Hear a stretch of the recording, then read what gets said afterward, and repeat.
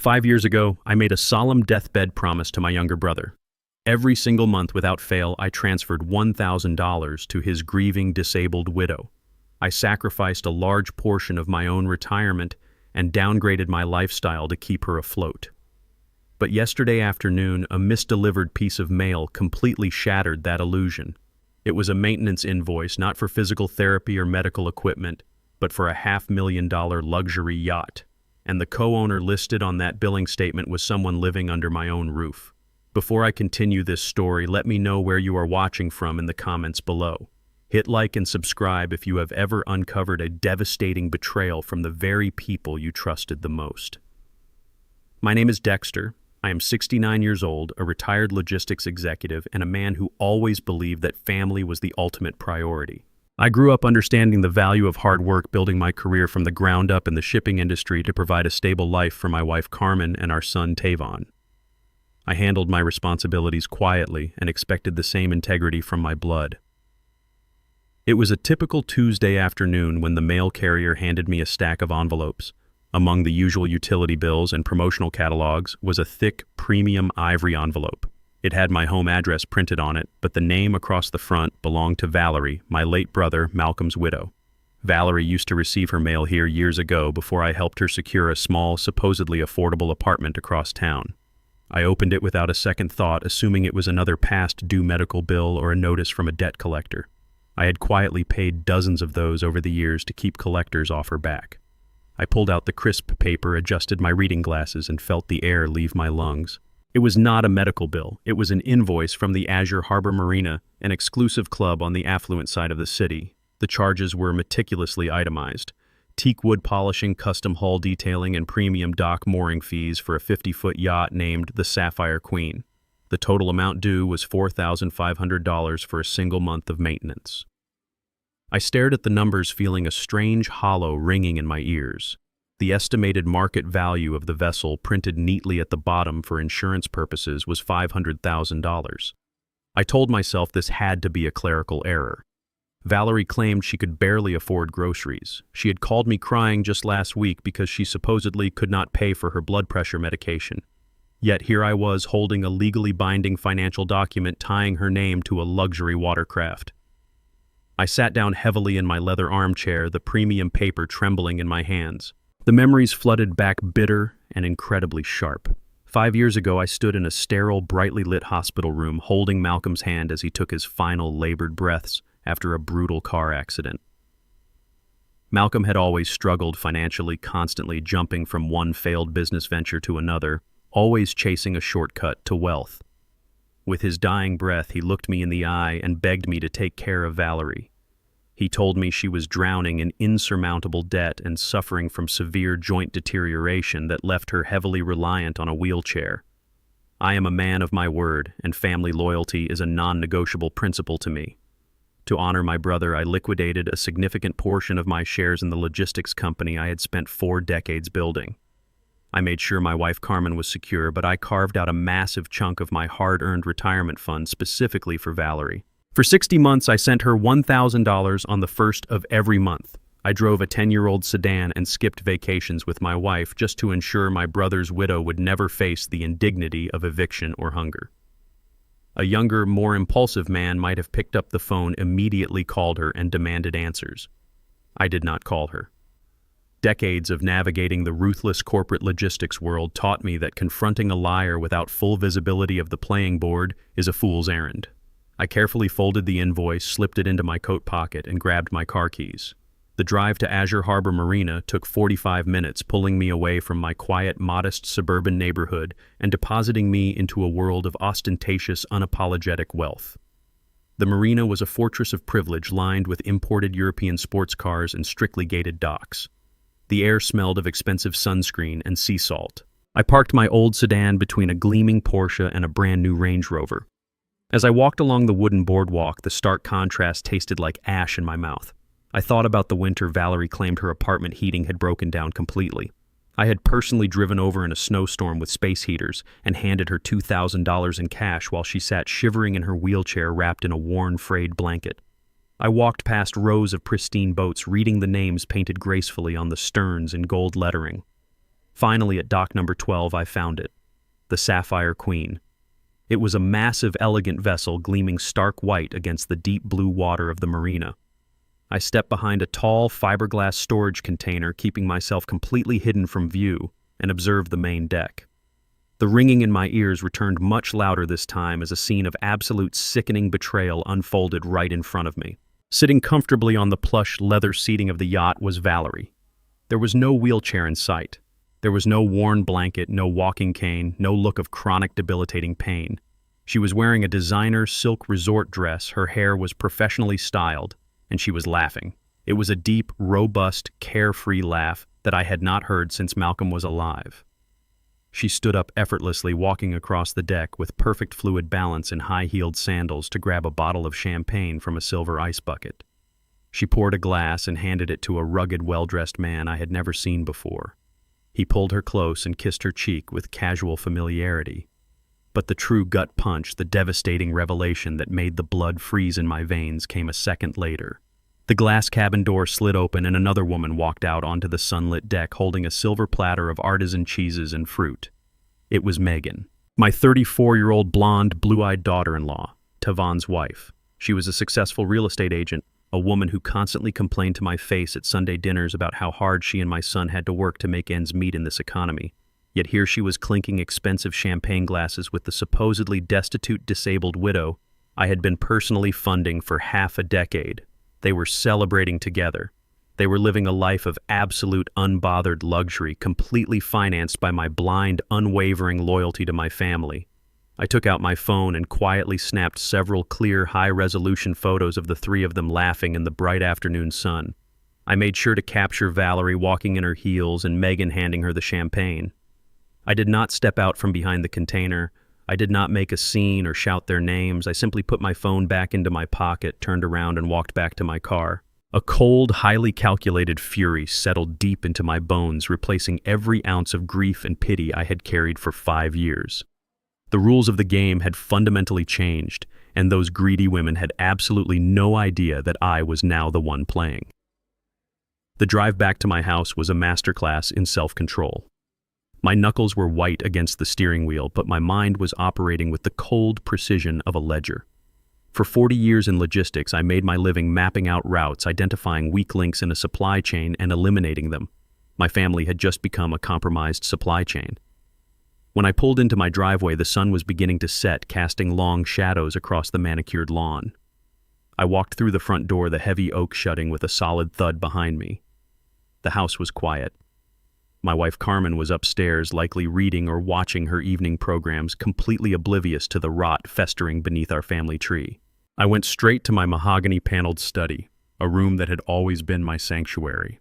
I walked over to the small bar cart in the corner, picked up a heavy crystal glass, and poured myself 2 fingers of aged bourbon. The amber liquid burned smoothly, going down, settling the tremor in my chest. I sat behind my desk, pulled out my smartphone, and dialed my son. Tavon answered on the 3rd ring. He is a vice president at a prestigious investment bank downtown, a position I helped him secure years ago by leveraging my corporate network. He always answered his phone with a crisp, authoritative tone, the voice of a man who believed he was the smartest person in any room. I asked him to stop by the house on his way home from the office. I told him I needed to discuss a private family matter regarding his Aunt Valerie. He agreed without a second thought. I leaned back in my leather chair, taking another slow sip of bourbon. I was ready to see just how deep this betrayal ran. Tavon arrived less than an hour later, still wearing his tailored navy blue Italian suit, his briefcase slung casually over one shoulder. He walked into my study with the easy confidence of a man who felt entirely entitled to the world around him. He took a seat in one of the leather wingback chairs opposite my desk, crossing one leg over the other, and let out a heavy, exaggerated sigh. I played my part perfectly. I put on the mask of a tired, concerned patriarch. I asked him how his Aunt Valerie was doing, mentioning that I had not heard from her in a few weeks and was getting worried about her joint pain. Tavon leaned forward, resting his elbows on his knees, and put on a performance worthy of an Academy Award. He rubbed his temples, looking genuinely distressed. He told me her condition had drastically worsened. It was not just her joints anymore. According to Tavon, Valerie had recently been diagnosed with congestive heart failure, He painted a tragic picture of a woman struggling to breathe, drowning in medical debt, and facing an upcoming incredibly expensive cardiac surgery that her basic insurance would not cover. He spoke with such conviction, such manufactured empathy, that for a split second I almost questioned my own sanity. I almost forgot the image of Valerie laughing on the deck of a $500,000 yacht just hours prior. Then Tavon went in for the kill. He looked me dead in the eye, his expression completely solemn, and said that $1,000 a month was no longer cutting it. He told me that with the new heart medications and the upcoming surgery costs, Valerie was going to lose her apartment. He explicitly pressured me to increase my monthly contribution to $1,500. He even had the audacity to place a comforting hand on my desk, assuring me that Malcolm would be proud of me for keeping her safe. The manipulation was so smooth, so utterly devoid of conscience, that it chilled me to the bone. My own son, the boy I had raised to be a man of honor, was sitting in my study looking me straight in the face and using his dead uncle to extort me. I did not argue. I did not question his assessment, and I certainly did not mention the Azure Harbor Marina. Instead, I let a look of deep paternal concern wash over my face. I nodded slowly, agreeing that family must always come first, no matter the financial cost. I reached into my top desk drawer and pulled out my personal checkbook. I uncapped my fountain pen and began to write out a check for $1,500 payable directly to Valerie. However, decades in the corporate world teach you a few tricks about how financial institutions process paper. As I filled out the account routing details on the bottom memo line, which Tavon insisted I use for direct deposit tracking, I deliberately altered a single crucial digit in the sequence. It was a subtle, seemingly innocent mistake of an aging man.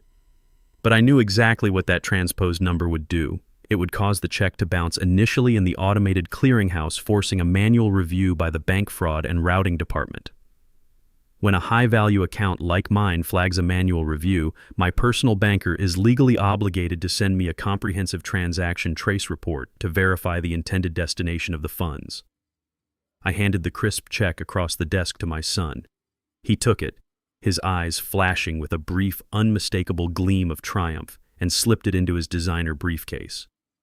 The trap snapped shut the very next morning. I was sitting at the kitchen island at 8 o'clock, nursing a cup of black coffee, when my secure email inbox chimed. It was an urgent notification from the wealth management division of my bank containing the exact transaction trace report I had orchestrated. I opened the encrypted PDF on my tablet.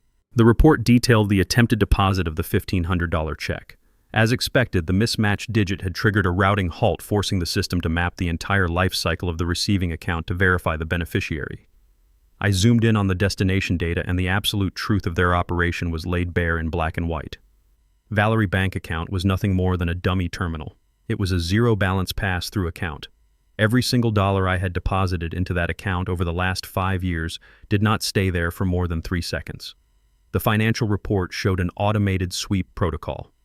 The moment my funds hit Valerie account, 100% of the money was instantly and automatically wired into an entirely different, highly secured investment portfolio.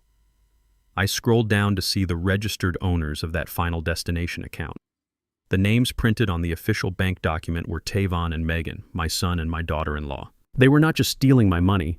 They had built an automated financial pipeline to siphon my retirement directly into their own pockets, using a grieving widow as their impenetrable shield. I locked the screen of my tablet, the silence of the kitchen pressing heavily against me. They thought they were dealing with an oblivious, sentimental old fool. They were about to find out exactly how I built my empire. I needed an operative who understood the labyrinth of modern banking and did not ask moral questions. I found him in Marcus Hayes, a former federal financial investigator who had transitioned into private intelligence. I arranged the meeting for late Thursday evening. The location was a multi-level concrete parking garage on the desolate edge of the industrial district, a place where security cameras were conveniently broken and shadows offered absolute privacy. I drove my sedan onto the top floor. It was completely empty except for a dark gray SUV parked facing the concrete barrier. I pulled up alongside it, cut my engine, and slipped into the passenger seat of his vehicle. The interior smelled of stale coffee and expensive cologne. Hayes was a sharp, uncompromising man in his late 50s. He did not waste time with pleasantries or small talk. I had wired him a substantial retainer 48 hours prior, giving him a singular objective.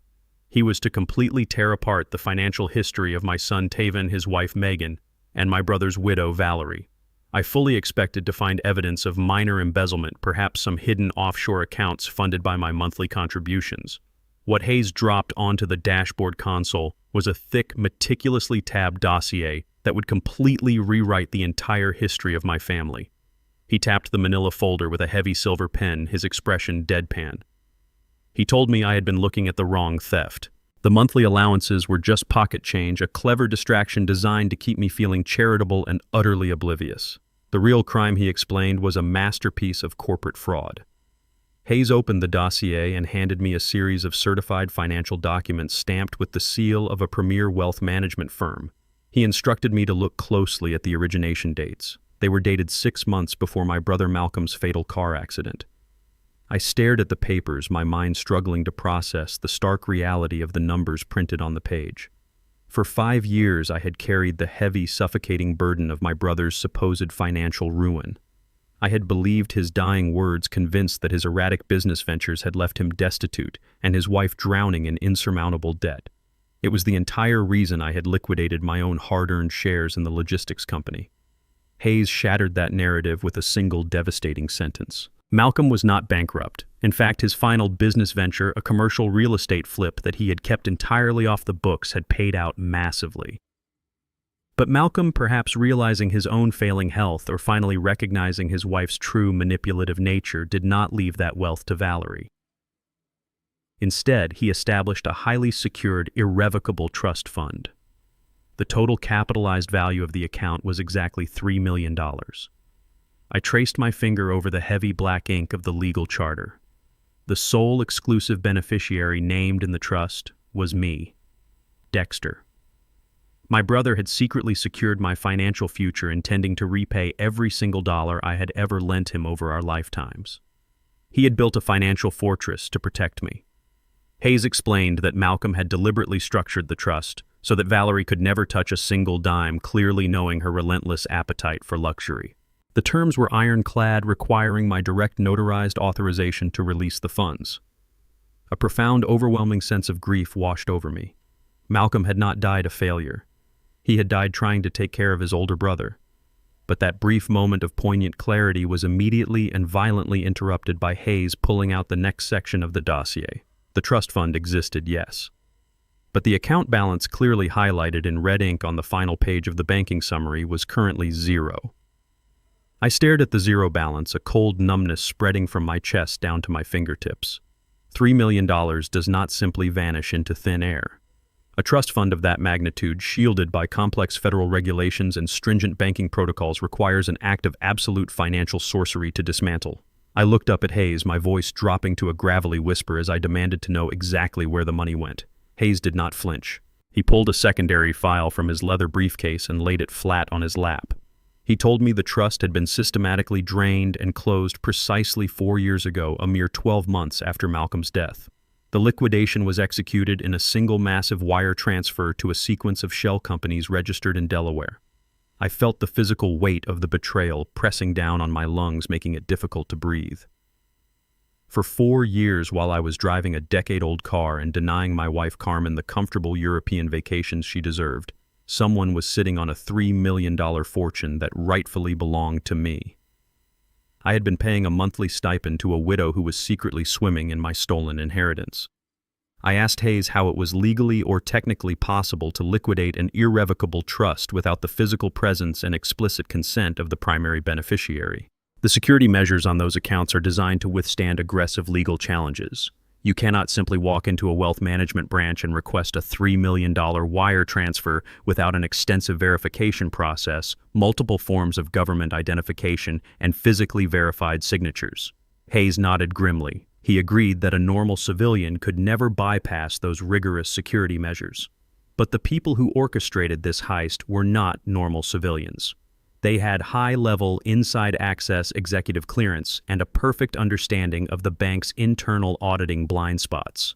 Hayes slid the final, most damning document across the console. It was the official withdrawal authorization form, the legal key that unlocked the $3 million. I looked at the bottom of the page. There, executed with terrifying precision, was my signature. It was flawless, right down to the slight leftward slant of the letters and the heavy pressure on the final loop.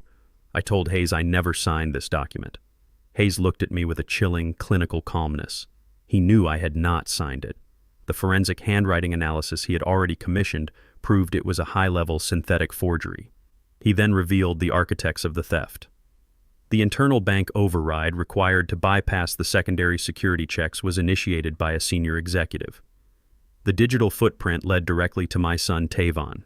He had used his position as vice president of the investment bank to force the wire transfer through the system without triggering a single fraud alert. But a bank transfer still requires legal notarization to clear federal scrutiny. That is where my daughter-in-law came in. Megan, utilizing her extensive real estate network and her official notary credentials, legally stamped and legitimized the fraudulent paperwork. My son and his wife had stolen $3 million in my name, and I was about to burn their entire world to the ground.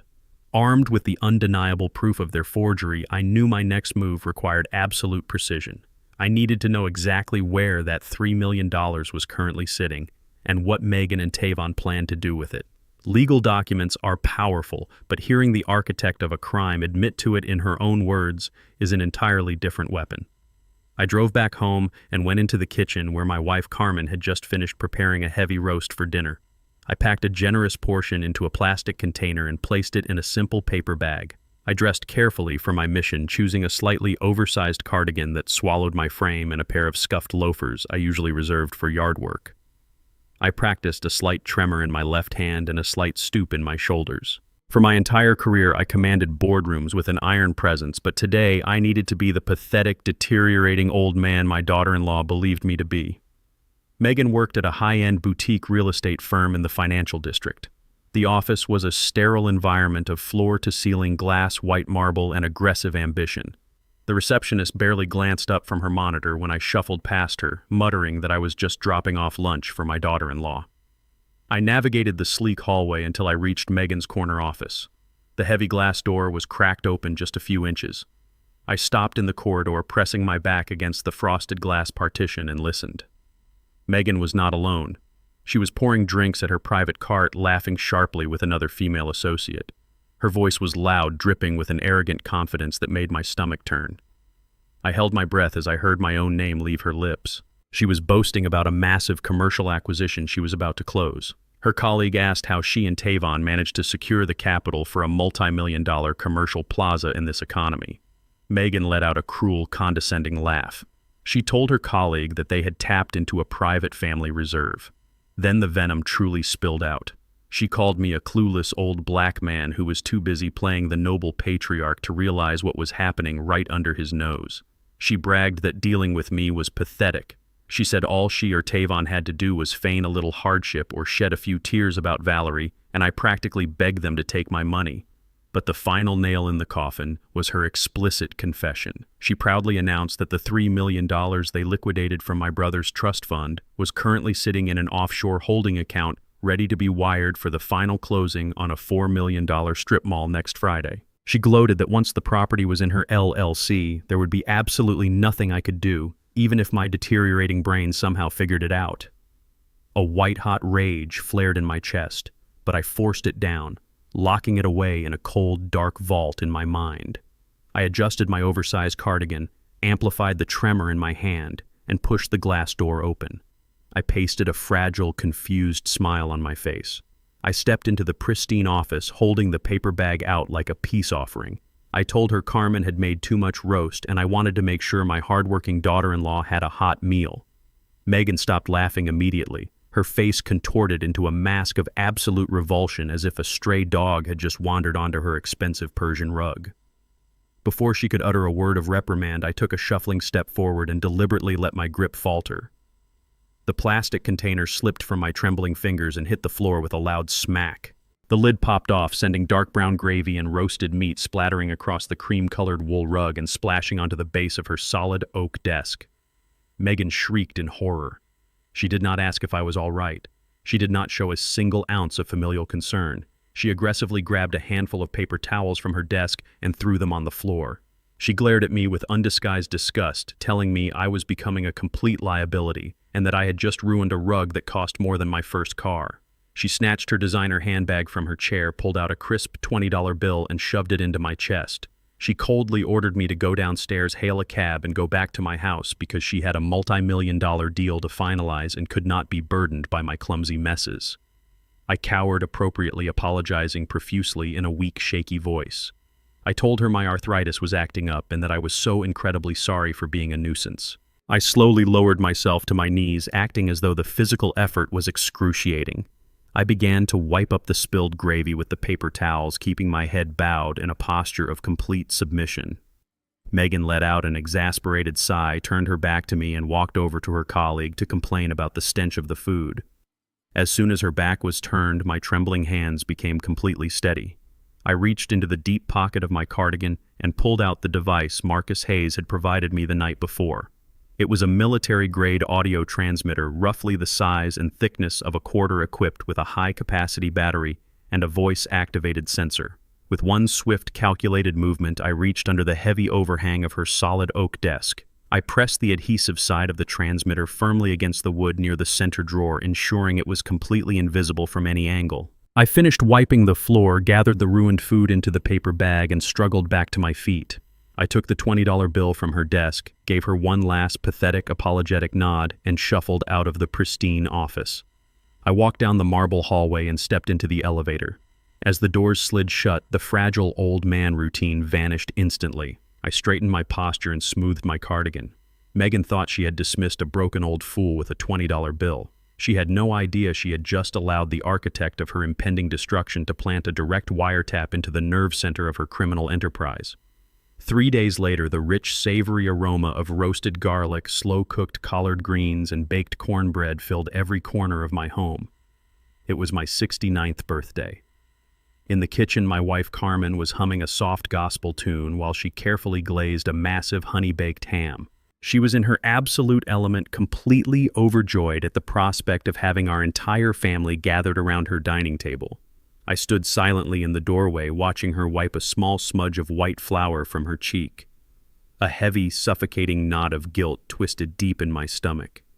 Carmen is a woman of profound faith and boundless maternal love. She still looks at our grown son Tavon as her precious little boy, and she treats Megan like the daughter she never had. I had deliberately chosen to keep her completely in the dark about the massive financial betrayal I had uncovered. Confronting a fraud of this monumental magnitude required absolute ruthlessness, and Carmen's gentle, trusting heart would only become collateral damage if she knew the terrifying truth prematurely. I needed her to act completely natural tonight to provide the perfect cover for my own performance. I walked over, kissed her forehead, and helped her carry the heavy porcelain platters into the formal dining room, setting the crystal glasses exactly where she liked them. The doorbell rang, sharply echoing through the hallway like a warning bell. The wolves had officially arrived for dinner. I took a slow, deep breath, locking my boiling fury behind an impenetrable mask of elderly fatigue. I opened the heavy front door to welcome the very people actively plotting my absolute destruction. Valerie was the first to step across the threshold. I almost had to bite my tongue until it bled to keep from laughing at the sheer audacity of her theatrical costume. The woman I had seen lounging on a $500,000 yacht in a designer silk resort dress just a few days ago was now standing in my foyer wearing a threadbare, oversized gray cardigan that looked like it had been pulled from a charity donation bin. She leaned heavily on a cheap aluminum cane, dragging her left foot across the hardwood floor with a highly exaggerated, agonizing limp. She greeted Carmen with a frail, trembling hug, playing the part of the destitute, disabled widow with sickening perfection. Tavon and Megan followed close behind, carrying an expensive bottle of imported red wine and a brightly wrapped gift box. Megan wore a modest, high-necked dress projecting the carefully crafted image of a conservative, caring daughter-in-law. We sat down to eat, and for the first 20 minutes the conversation was light and deceptively cheerful. But the exact moment Carmen began slicing the chocolate birthday cake, the trap was effectively sprung. Megan placed her silver fork down and looked around our spacious dining room with a manufactured heavy sigh of concern. She gently placed her manicured hand over mine and stated that this beautiful house was simply becoming too much physical work for a couple our age. She pointed out the steep oak staircase and the large maintenance-heavy yard, claiming she constantly lost sleep worrying about me or Carmen taking a terrible, devastating fall. Tavon seamlessly picked up the baton. He leaned forward, putting on his best authoritative investment banker persona. He told me the commercial and residential real estate market was peaking right now and that sitting on a massive, fully paid-off 4-bedroom property was a severe financial liability for vulnerable retirees. Then he laid out their master plan with chilling confidence. He suggested we sell the house immediately and move into a premium luxury assisted living facility across town. He promised it had state-of-the-art medical staff and a vibrant community of like-minded seniors. As for the massive cash profit from the sale of our home, Tavon offered to roll the entire sum into a high-yield portfolio managed exclusively by his corporate firm. He swore on his life he would aggressively grow our nest egg, ensuring Carmen and I would never have to worry about a single medical bill for the rest of our natural lives. Valerie dabbed the corner of her eye with a crumpled tissue, letting out a pathetic little sob. She reached across the table and told me I was so incredibly blessed to have a son who cared so deeply about my long-term financial security. She whispered that she wished Malcolm had been half as forward-thinking as Tavon. The sheer towering hypocrisy of her words made the blood rush to my head. They were sitting at my birthday table eating the food my wife prepared, actively trying to con me out of the very roof over my head so they could add my home equity to their stolen millions. A younger, more volatile version of myself would have stood up, flipped the heavy oak dining table, and thrown all 3 of them out onto the front street. But a seasoned corporate hunter does not startle his prey when they are willfully walking blindly into a snare. I let my shoulders slump forward, collapsing my posture to project total physical and mental defeat. I dropped my fork onto the porcelain plate, letting it clatter loudly in the quiet room. I brought a trembling hand to my chest and forced a ragged, wet cough from deep in my lungs, ensuring I looked as weak as possible. I looked at Carmen with exhausted, glazed eyes, then turned my gaze slowly back to my son. I told Tavon in a weak, raspy voice that he might be entirely right about the situation.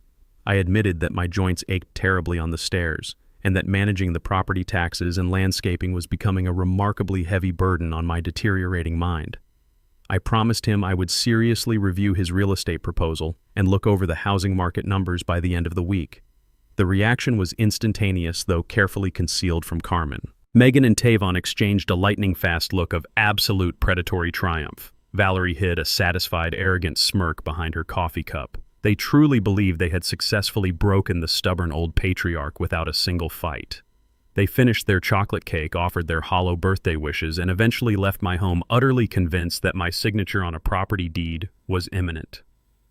Hours later, the house was completely dark and deathly silent. Carmen was sound asleep upstairs, peacefully unaware of the venom poisoning our family tree. I sat alone in my locked downstairs study, illuminated only by the faint, harsh blue glow of my laptop screen. I plugged my heavy noise-canceling headphones into the audio receiver synced to the transmitter I had planted under Megan's desk earlier that week.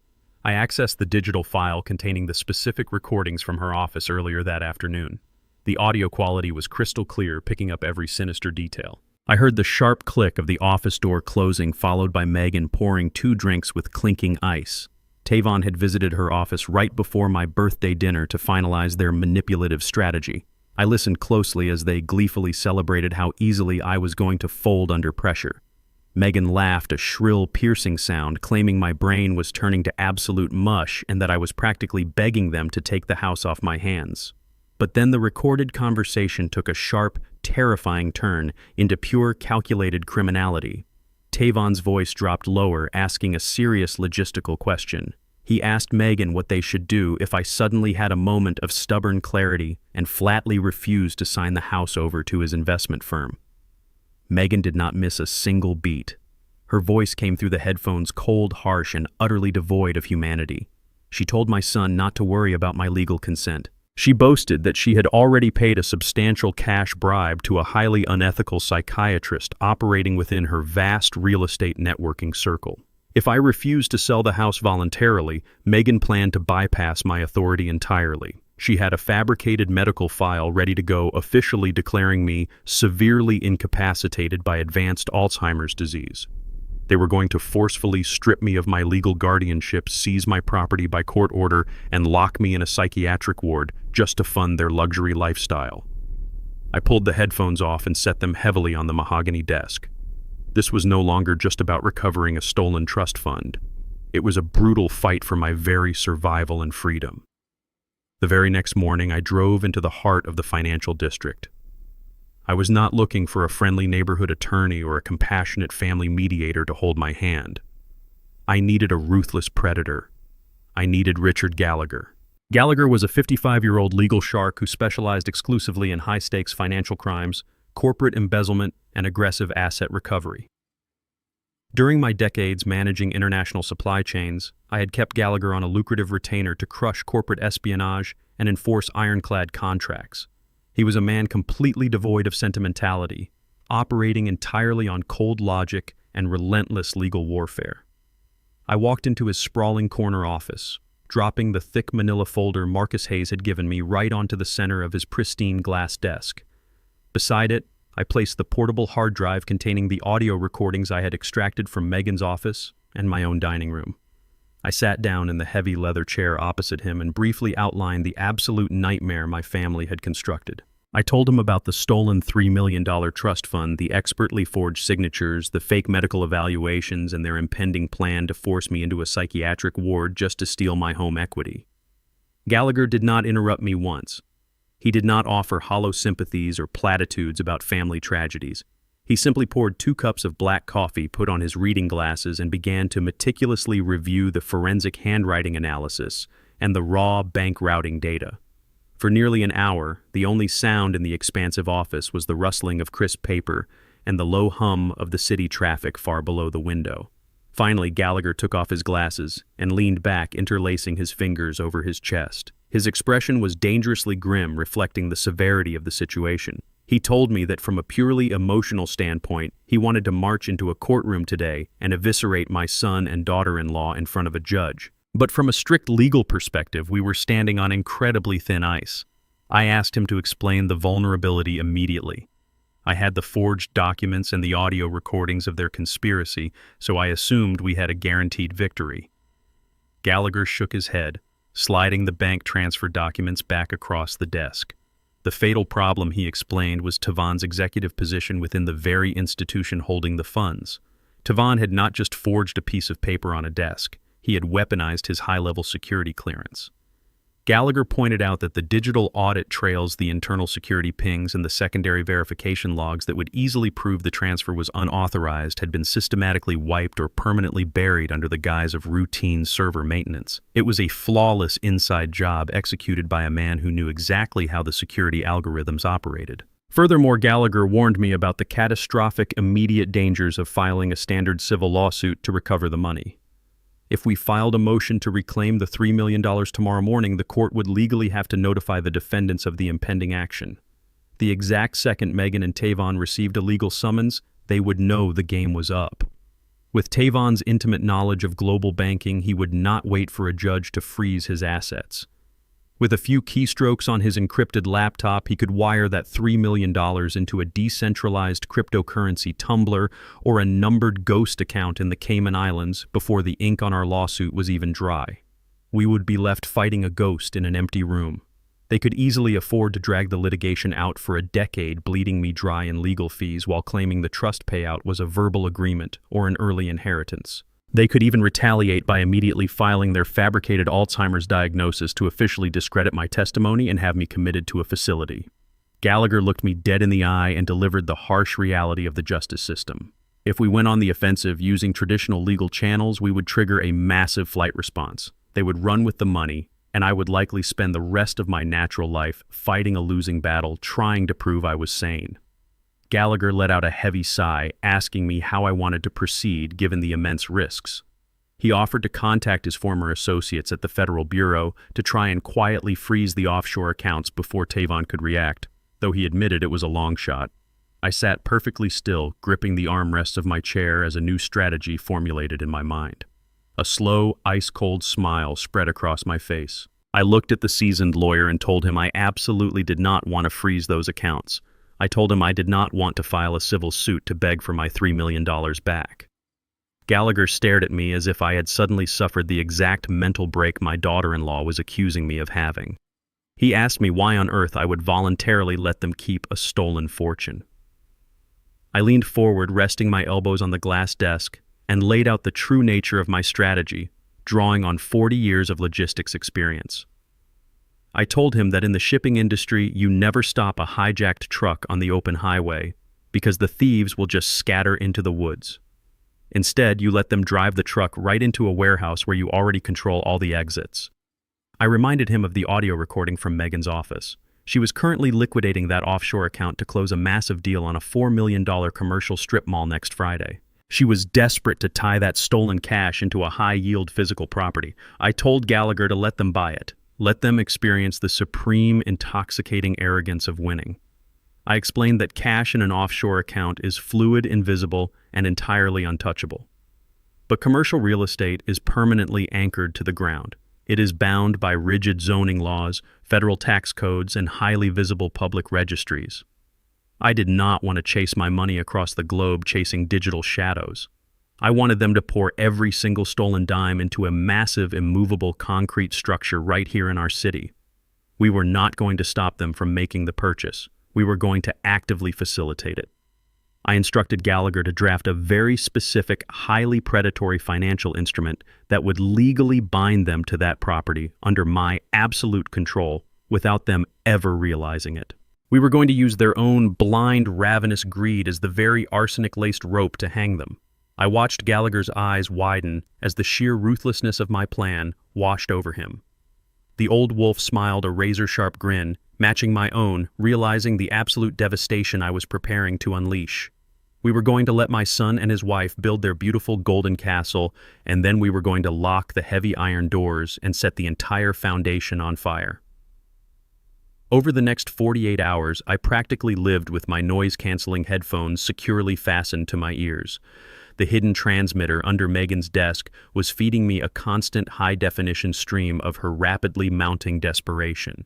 The offshore transfer of my stolen $3 million had cleared perfectly, but it was simply not enough. The commercial strip mall she was so eager to purchase had a firm, non-negotiable closing price of $4 million. The sellers were demanding the full amount in cash by the end of the week, refusing any traditional bank financing delays or extensions. Megan was pacing her office like a caged animal, her expensive heels clicking aggressively against the hardwood floor. She was screaming at her junior associates and frantically making calls to private lenders trying to bridge the $1 million gap. But no legitimate financial institution was going to expedite a 7-figure commercial loan in a matter of days without extensive collateral and crippling interest rates. I listened to her voice pitch higher and higher with panic as the Friday deadline loomed closer. She finally called Tavan, her voice cracking with manufactured stress. She told him the deal was going to collapse and they would lose their massive non-refundable earnest money deposit if they did not secure $1 million in cash immediately. I heard Tavan assure her he had a foolproof backup plan to get the money. I knew exactly what that twisted plan was. He was coming for the equity in my home. The performance began the very next evening just as Carmen and I were finishing our dinner in the kitchen. The front door flew open and slammed against the hallway wall with a violent, terrifying crash. Tavan burst into the house, his designer suit completely disheveled, his silk tie ripped off, and his breathing ragged and loud. He looked exactly like a man who had just run a marathon for his life. Carmen dropped her dish towel and rushed to him, her maternal instincts kicking in instantly. Tavan collapsed onto the living room carpet, burying his face in his hands and letting out deep, guttural sobs. It was an absolute masterclass in emotional manipulation. I stood quietly by the archway, my expression perfectly neutral, watching my own son weep on my floor. He grabbed his mother's hands and begged for forgiveness, claiming he had made a terrible, life-threatening mistake. Through his fake tears, he spun a wild, terrifying tale of financial ruin. He claimed a high-risk offshore investment at the bank had failed catastrophically. To cover his tracks and avoid federal prison, he lied and said he had borrowed heavily from a syndicate of ruthless, unregulated private lenders, loan sharks. He looked up at me, his eyes bloodshot, and swore that these violent men were threatening his life, Megan's life, and even our safety here at the house. He said they demanded $1 million by Friday morning or they were going to start breaking legs and burning properties to the ground. Carmen was in absolute hysterics, crying and holding our son, begging me to do something to save our boy. Tavan crawled across the carpet on his knees and grabbed the hem of my trousers. He looked up at me with the ultimate face of a desperate, terrified child. He pleaded with me to take out a maximum equity line of credit on our fully paid-off home. He knew the house appraised for well over $1 million, and he knew my pristine credit score would allow for a rapid emergency cash-out refinance. He swore on his own life that he would pay me back every single penny with his upcoming yearly executive bonuses. He cried that this was a matter of life and death, that he would be found dead in the trunk of a car if I did not help him immediately. Watching a grown man, a vice president of a prestigious bank, grovel and lie with such spectacular conviction was physically repulsive. The sheer disrespect for his mother's genuine terror was sickening. But I remembered the brutal plan I had formulated with Gallagher. I had to let him play his part so I could play mine. I let out a long, shaky breath, letting my shoulders drop as if the weight of his confession was crushing my soul. I reached down, placed a trembling hand on Tavon's shoulder, and told him with a cracked, devastated voice that I would not let anything happen to my family. I promised to arrange the money by tomorrow. The following afternoon, Tavon and Megan sat across from me in my mahogany-paneled study. Megan had dropped the panicked real estate broker facade entirely and was playing the supportive, terrified wife perfectly.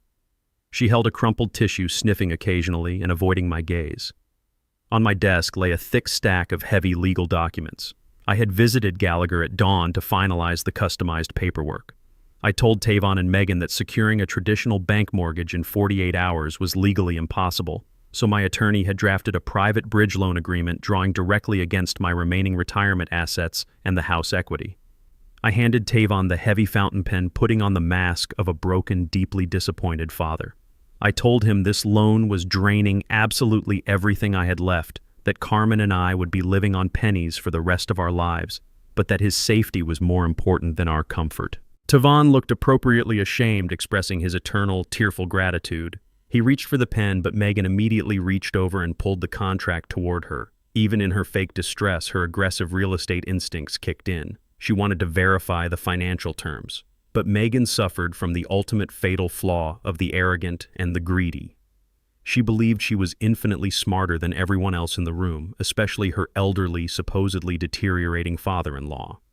She rapidly scanned the first page, verifying the principal amount of exactly $1 million and the 0% interest rate I had generously applied. She saw the standard boilerplate language of a personal family loan, and her eyes completely glazed over the rest. She did not bother to read the extensive addendums. She did not bring the document to her own corporate lawyers because she was terrified of missing the Friday closing deadline and absolutely confident she had completely outsmarted a senile old man. She hastily signed her name as a guarantor and shoved the heavy contract to Tavon, who eagerly scribbled his signature at the bottom of the page. They snatched the certified bank draft I had prepared and rushed out of the house, practically sprinting to their car to wire the funds to their commercial escrow account. I sat alone in my quiet study, staring at the freshly signed contract, a cold, triumphant satisfaction washing over my entire body. Megan had not read the dense fine print buried deep within Section 4, Paragraph B, drafted by the ruthless legal mind of Richard Gallagher. It was an ironclad cross-collateralization clause. The legal document explicitly stated that the $1 million loan was unconditionally secured by any and all commercial real estate properties acquired by the borrowers within a 30-day window of the loan disbursement. It also included an aggressive, irrevocable default trigger. If the borrowers were found to have used any fraudulent, stolen, or illicit funds to finance the remainder of their purchase, the entire property would instantly and legally forfeit directly to the primary lien holder, me. By signing that paper, Megan and Tavon had not just borrowed $1 million, they had legally chained their brand new $4 million commercial plaza directly to my name. They thought they had finally bled the old man dry. They had no idea they had just handed me the keys to their entire stolen empire. The ink on the cross-collateralization agreement was barely dry when the next phase of their deception presented itself. It was early Tuesday morning when my phone vibrated with a text message from Valerie. She was playing her role to the absolute hilt. She claimed her fabricated heart condition was flaring up and asked if I could wire her monthly $1,000 allowance a few days early. She spun a pathetic story about a critical appointment with a top-tier cardiac specialist that required a steep out-of-pocket copay. I replied with a brief message of feigned concern, assuring her the funds would be available. But I did not open my banking application. Instead, I grabbed the keys to my unassuming 10-year-old sedan and drove directly to the modest apartment complex where she supposedly lived in destitute isolation. I parked across the street, idling my engine behind a row of dense oak trees. I did not have to wait long. At precisely 10 o'clock, Valerie emerged from the lobby. She was not leaning on her aluminum cane. She was not clutching her chest or moving with the fragile hesitation of a woman facing life-threatening heart failure. She walked with brisk, effortless confidence, wearing a tailored designer trench coat and oversized luxury sunglasses. Furthermore, she did not wait for a specialized medical transport van or a city bus. A sleek, jet-black town car with heavily tinted windows pulled silently up to the curb. The uniformed driver stepped out, opened the rear door, and Valerie slid into the plush interior with practiced grace. I shifted my car into drive and merged into the mid-morning traffic, keeping a safe, inconspicuous distance between my front bumper and the town car. For a woman supposedly headed to a critical cardiology appointment in the downtown medical district, her driver was certainly taking a highly unorthodox route. We bypassed the hospital entirely, heading straight toward the affluent coastal edge of the city where the estates grew larger and the security gates grew taller. The town car glided through the heavy iron gates of an ultra-exclusive private dining club situated on a secluded bluff overlooking the ocean. It was the kind of establishment that required a six-figure initiation fee and a rigorous background check just to make a lunch reservation. I parked my sedan in a public beach lot a quarter-mile down the road and proceeded on foot, utilizing the dense manicured hedges lining the perimeter of the club to conceal my approach. I found a secure vantage point near the outdoor terrace, shielded by a large cascading stone fountain. Valerie was seated at a corner table shaded by a massive canvas umbrella.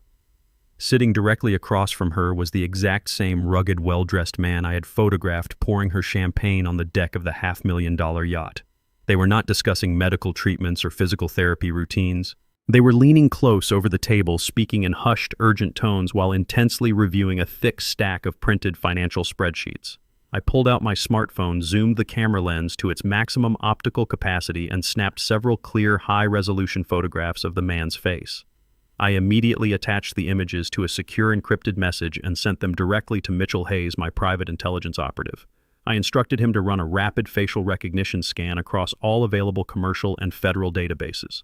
I stood perfectly still behind the stone fountain, the salty ocean breeze biting at my face while I waited for the results. 10 minutes later, my phone buzzed. It was a secure voice call from Hayes. His tone was completely devoid of its usual clinical detachment, replaced instead by a sharp edge of genuine professional alarm. He asked me exactly how close I was to the man in the photograph and strongly advised me to retreat to my vehicle immediately. He explained that Valerie's affluent lover was not a legitimate businessman or a wealthy real estate socialite. His name was Dominic, and he was a highly categorized person of interest on multiple federal watch lists. Dominic operated as a premier phantom financier for sophisticated criminal syndicates. He specialized in moving massive quantities of illicit cash across international borders, utilizing a labyrinthine network of untraceable shell companies, dummy corporations, and fraudulent real estate holding firms. He was a professional money launderer who washed dirty money for people who operated far outside the boundaries of the law. A cold shock of realization crashed over me, followed instantly by a wave of calculating clarity. My family had not just stolen from my brother's estate, they had waded into incredibly dangerous, deep criminal waters. You do not engage the services of a high-level syndicate launderer to manage a modest retirement portfolio. You hire a man like Dominic when you possess a massive sum of stolen, unregistered cash that needs to be scrubbed immaculately clean before it can be safely injected into the legitimate American economy. The final piece of this colossal puzzle fell perfectly into place later that evening when I returned to the secure isolation of my study. I locked the heavy oak door, booted up my laptop, and accessed the live audio feed from the transmitter hidden beneath Megan's desk. She had hosted a frantic closed-door meeting with Tavon just an hour prior. The audio was crystal clear, capturing every single damning syllable of their monumental federal crime. I listened intently as Tavon, nervously pacing the length of the office, demanded absolute confirmation that the offshore funds were fully sanitized and ready for the commercial plaza closing on Friday. Megan's response laid bare the sheer magnitude of their arrogance and their massive legal exposure. She proudly detailed how Valerie had initially introduced them to Dominic, perfectly explaining the widow's lavish reward of a luxury yacht. Dominic was not just transferring the $3 million they had stolen from my brother's trust fund, he was aggressively laundering it. Megan explicitly described how the stolen millions were being funneled through a complex series of Dominic's fake consulting firms located in the Caribbean. Those ghost companies were generating fraudulent invoices and fake investment yields, magically transforming stolen untaxed capital into what legally appeared to be legitimate foreign investment income. They were executing this incredibly complex money laundering scheme for one singular terrifying reason. You cannot simply drop $3 million of stolen cash onto the desk of a commercial real estate closing attorney without immediately triggering massive automated fraud alerts with the Internal Revenue Service. The IRS tracks every major financial transaction in the country, strictly monitoring for unexplained wealth and tax evasion. By utilizing Dominic's criminal network, Tavon and Megan were actively committing massive premeditated federal tax fraud. They were intentionally defrauding the United States government to completely conceal the illicit origins of their stolen fortune. I sat back in my leather chair, a chilling, predatory silence settling over my entire study.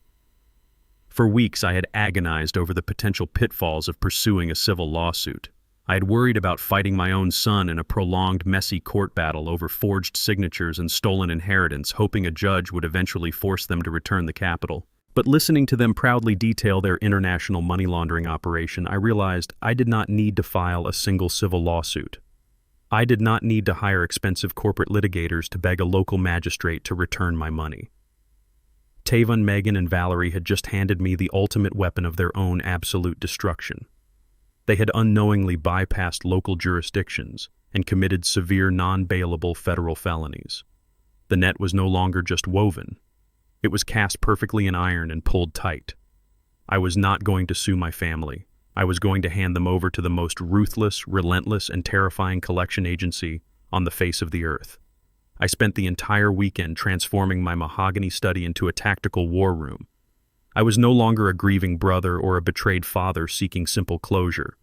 I was a veteran logistics executive orchestrating the most critical delivery of my entire life. I laid out every single piece of evidence on my desk, organizing the timeline of their crimes with absolute surgical precision. I compiled the certified forensic handwriting analysis proving Tavon had masterfully forged my signature on the trust withdrawal authorization. I organized the automated bank trace reports detailing the exact routing of the stolen $3 million into their joint accounts. I printed the high-resolution photographs I had personally taken of Valerie meeting with Dominic, the known syndicate launderer, at the Coastal Dining Club. And finally, the crown jewel of my collection, a secure encrypted USB flash drive containing pristine audio files of Megan and Tavon explicitly detailing their Caribbean money laundering operation and their premeditated conspiracy to evade federal taxes. I drafted a concise clinical cover letter attached to an official information referral document addressed directly to the special agent in charge at the Internal Revenue Service Criminal Investigation Division. I did not include my name, my phone number, or any return address. I simply provided them with a fully illuminated, undeniable roadmap of a massive multi-million-dollar tax fraud and international laundering syndicate operating right under their jurisdiction. Federal agencies are notoriously bureaucratic and slow-moving, but there is one absolute truth in the United States financial system. If you hand the IRS definitive documented proof of a massive tax evasion scheme wrapped up with a neat little bow, they do not hesitate. They move with the terrifying speed and devastating force of a tactical military strike. I placed the entire comprehensive dossier into a heavy waterproof courier envelope and sealed it shut.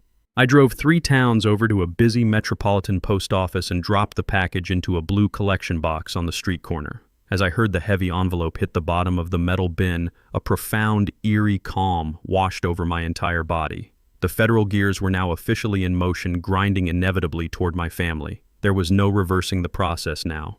I had just initiated the countdown to their absolute destruction. By Wednesday afternoon, the audio feed from the transmitter planted under Megan's desk was practically vibrating with her manic, triumphant energy. The closing on the $4 million commercial plaza was officially proceeding. I listened through my noise-canceling headphones as she barked final aggressive instructions at her junior real estate associates and ruthlessly negotiated the last pieces of closing paperwork with the downtown escrow attorneys. She was absolutely euphoric, entirely drunk on the illusion of her own manufactured success. At precisely 3 o'clock in the afternoon, the final wire transfers officially cleared the banking network. The $3 million of my stolen, heavily laundered trust fund money combined perfectly with the $1 million weaponized bridge loan I had personally provided them successfully transferred into the seller's accounts. I heard the distinct, sharp pop of a champagne cork echoing through her office speakers, followed by the celebratory clinking of crystal glasses. Megan immediately called Tavon, her voice shrill with arrogant victory. She proudly declared that the title was officially recorded with the county clerk and the deed was completely secured under their newly formed holding company. They were now the undisputed owners of a premier commercial strip mall featuring 3 massive corporate anchor tenants in the city's most lucrative retail district. She boasted to my son that they were officially untouchable financial elites, claiming that even if I miraculously regained my full mental faculties, I could never legally unwind a closed commercial real estate transaction protected by heavy corporate privacy laws. She was entirely correct about the rigid permanence of the real estate transaction. It was permanently and irrevocably chained to the cross-collateralization clause buried deep within the fine print of my bridge loan. By successfully closing the deal and taking possession of the property, she had effectively locked the heavy steel collar securely around her own neck.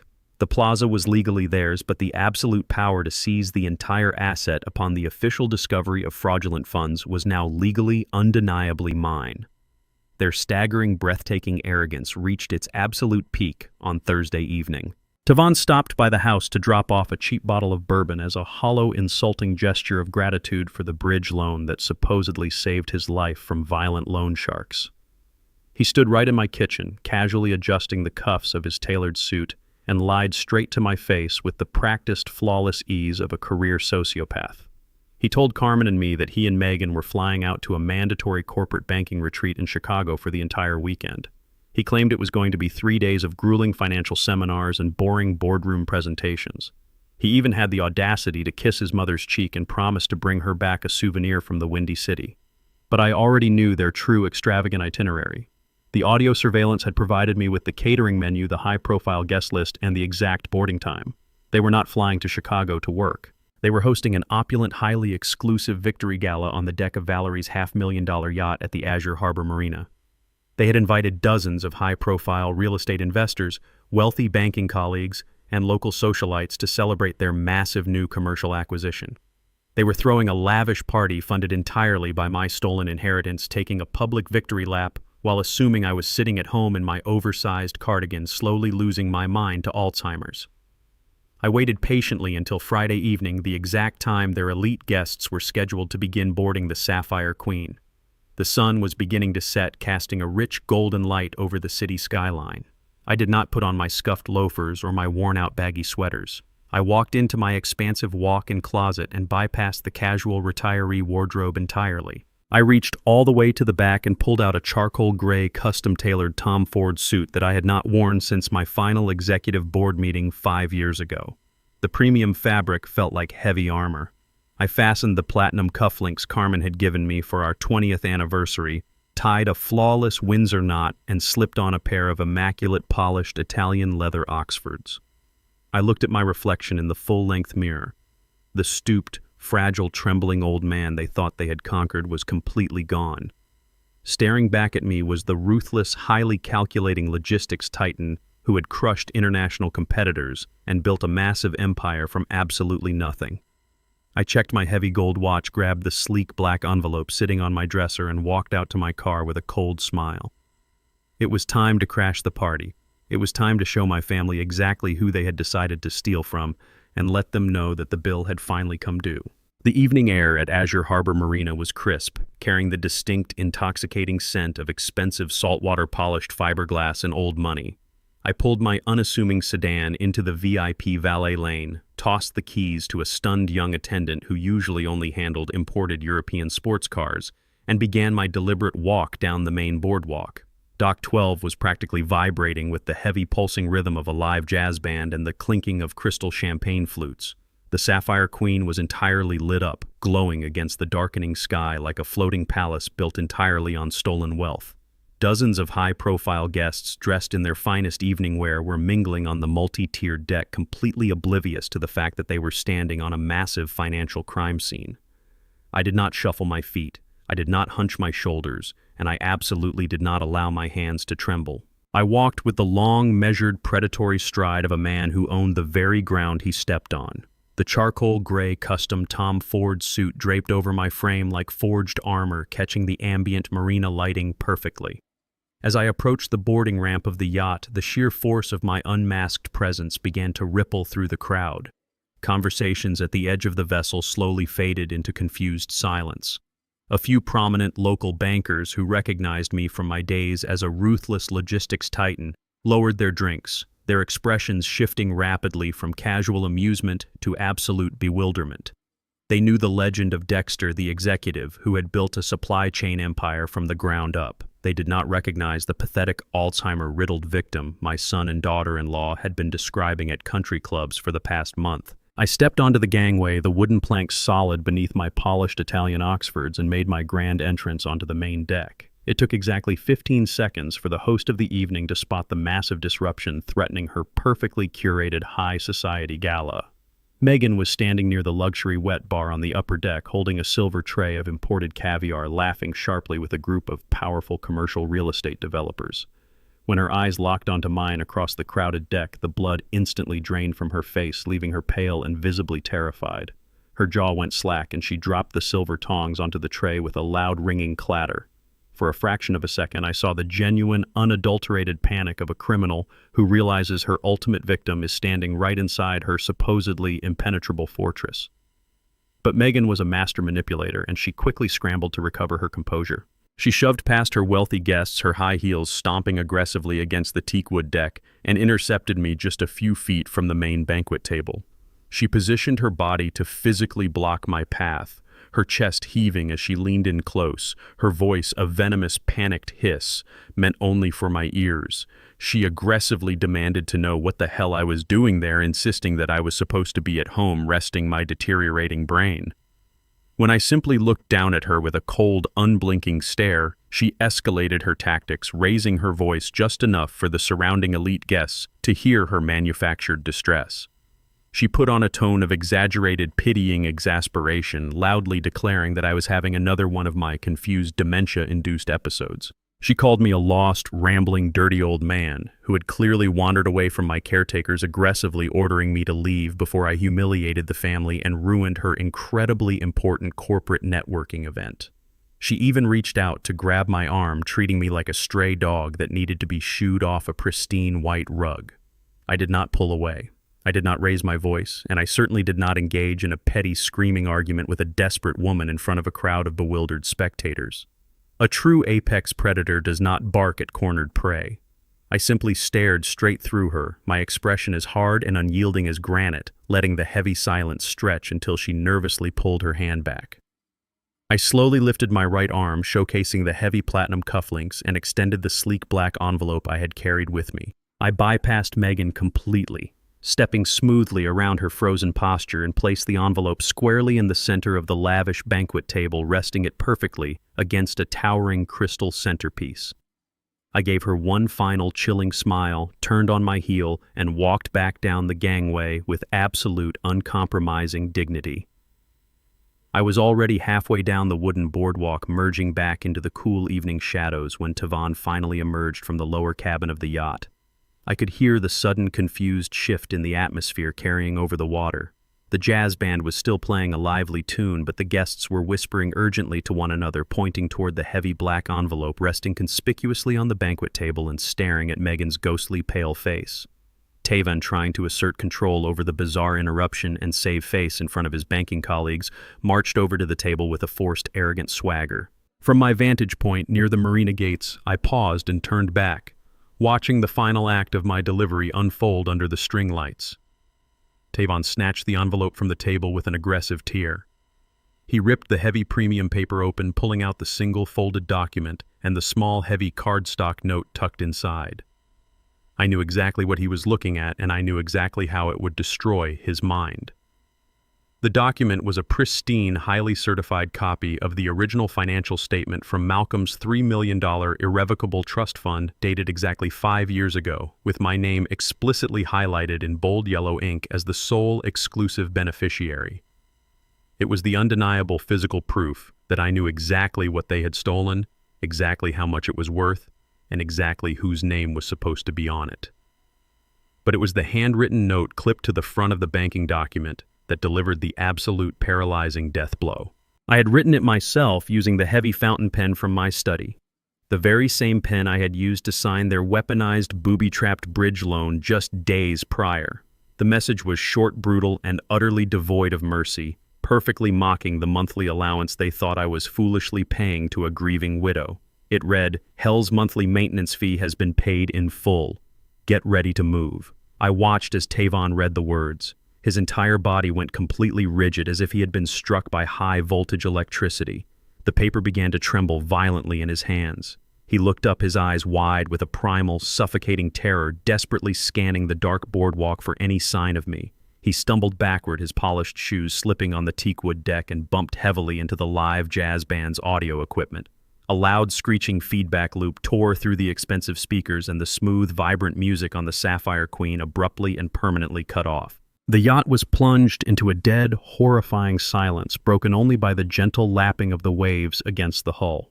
My son and my daughter-in-law were left standing in front of their elite, wealthy peers, holding the literal blueprint of their impending federal destruction.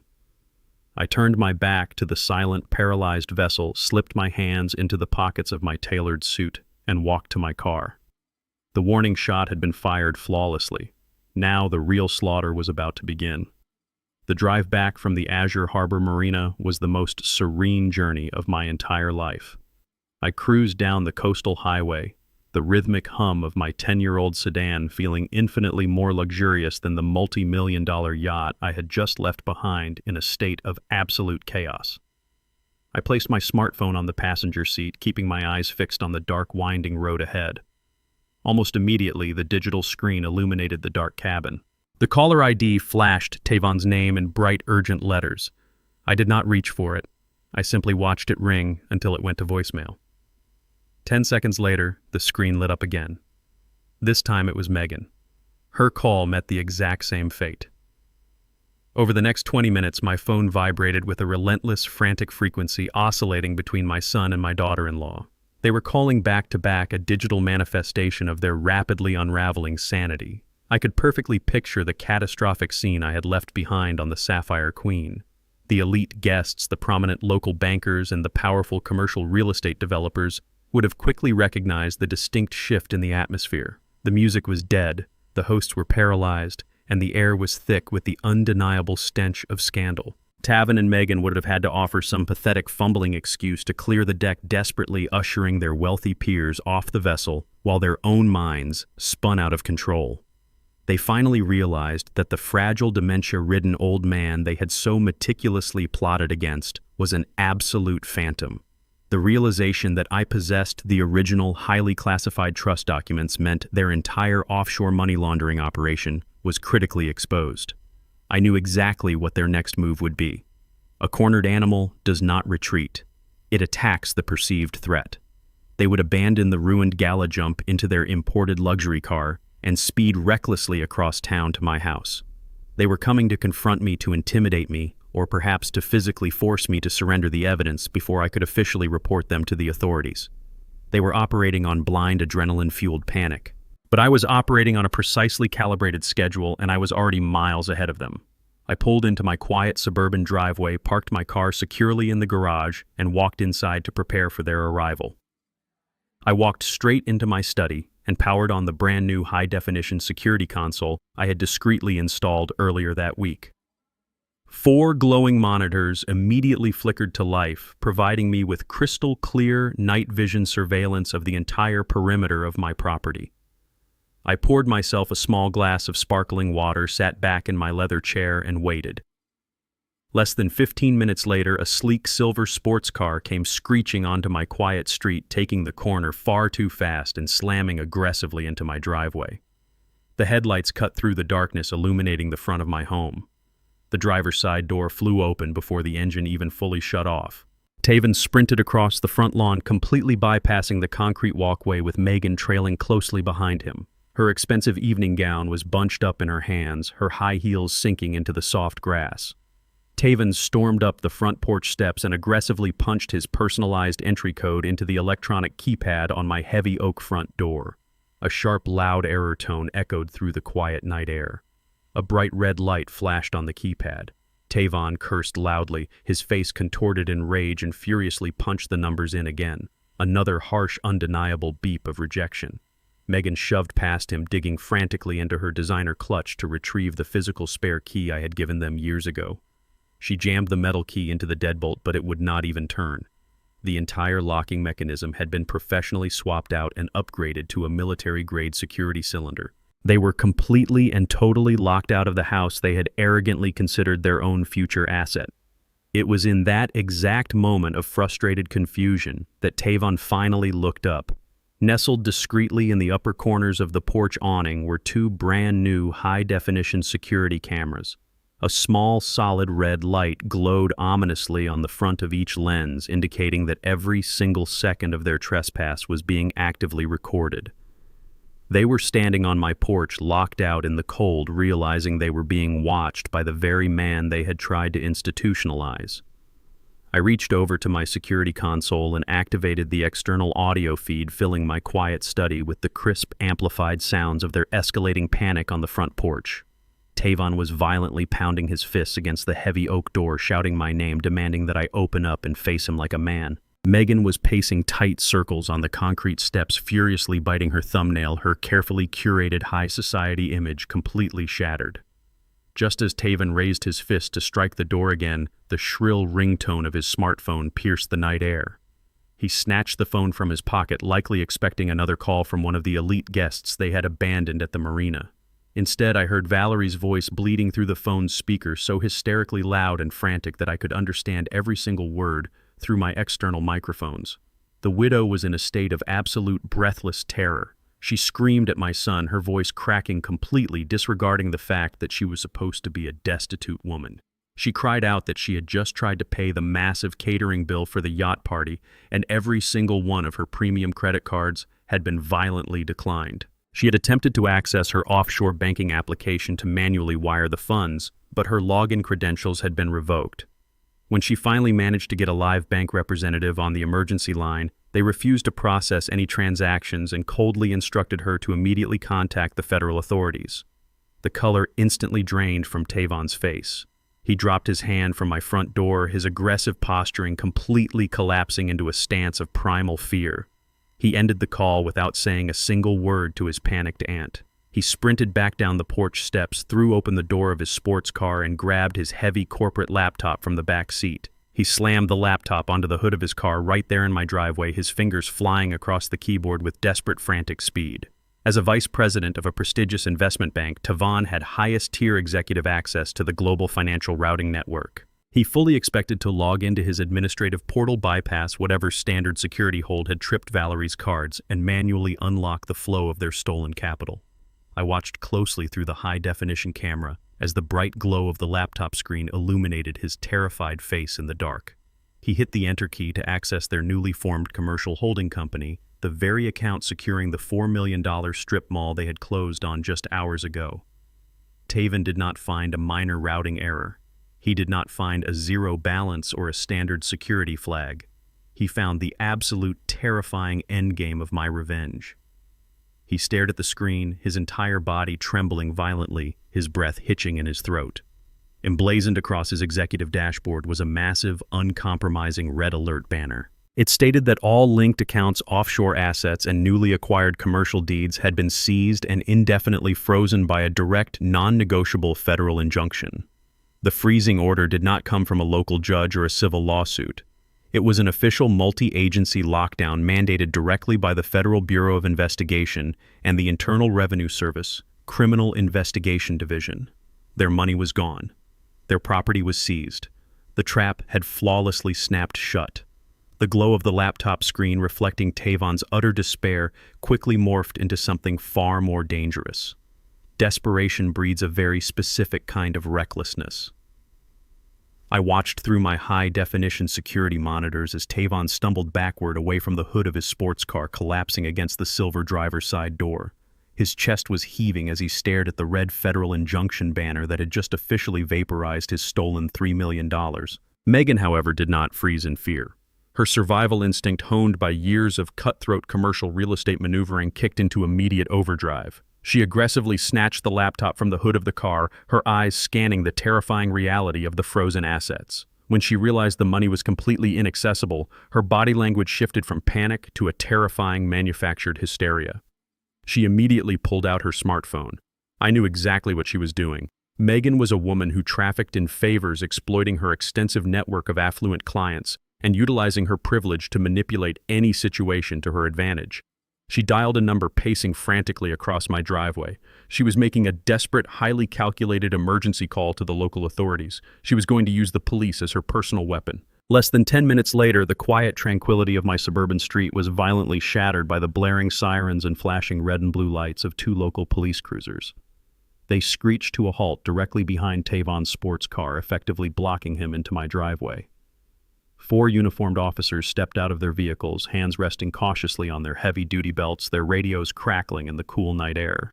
They had been dispatched to a high-priority emergency, completely unaware that they were stepping directly into the middle of a massive multi-million-dollar federal crime scene. This was my family's despicable counterattack.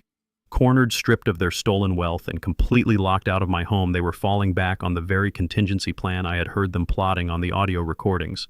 They were going to use the local authorities to forcefully breach my home, drag me out in handcuffs, and lock me in a psychiatric ward before the federal investigators could even knock on their door. The moment the officers approached the front porch, Tavon seamlessly snapped back into his role as the grieving, terrified son. He rushed toward the lead officer, waving his hands frantically, his voice cracking with a perfectly pitched tone of sheer panic. He pointed aggressively at my heavy oak front door, shouting that his elderly father was trapped inside, suffering from a severe sudden onset of advanced Alzheimer's disease. He claimed that I had completely lost my grip on reality, that I had suddenly changed the locks without warning, and that he feared I was either a deadly danger to myself or being held hostage by an unknown intruder who had manipulated my fragile, deteriorating mind. He put on an absolute masterclass of a performance, clutching his chest and wiping away manufactured tears, playing the part of a boy desperately trying to save his beloved patriarch. To solidify his outrageous, treasonous performance, Tavon reached into the inner pocket of his tailored suit jacket and pulled out a crisp folded piece of paper. It was the fabricated psychiatric evaluation Megan had explicitly purchased from her unethical medical contact.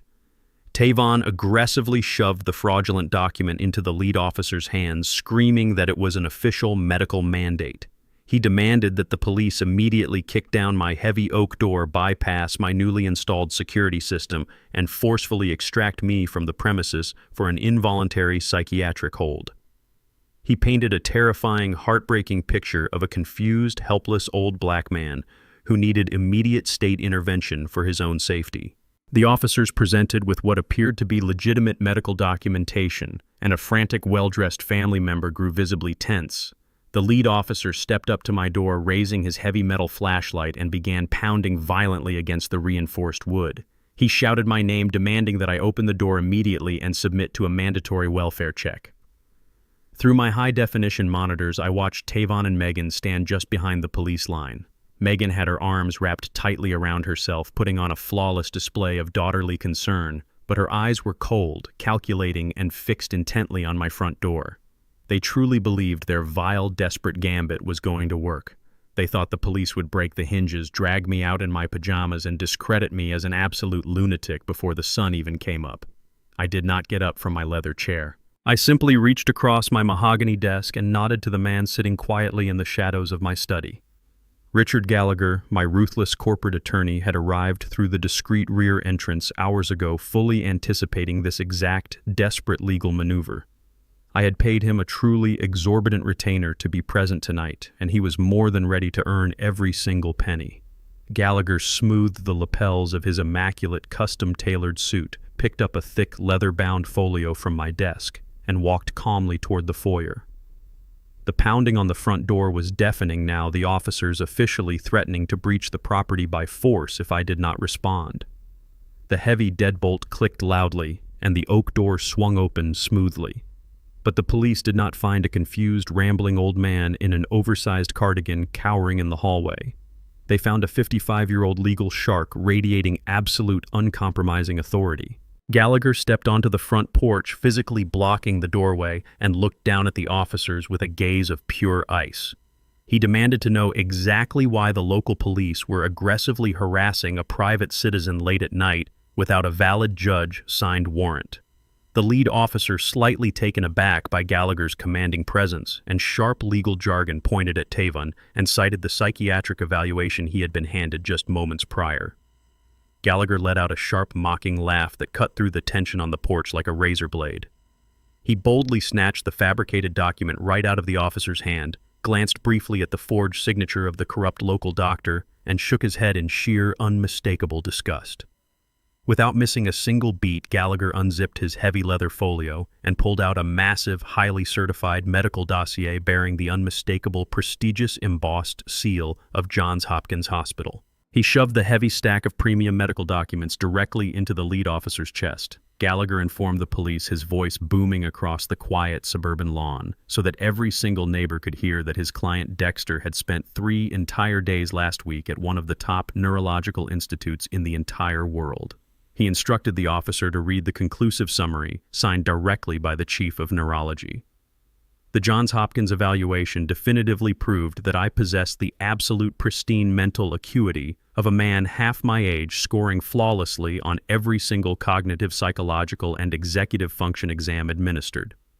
The report explicitly cleared me of any neurological degeneration, completely obliterating the cheap, fraudulent piece of paper Tavon had tried to pass off as medical fact.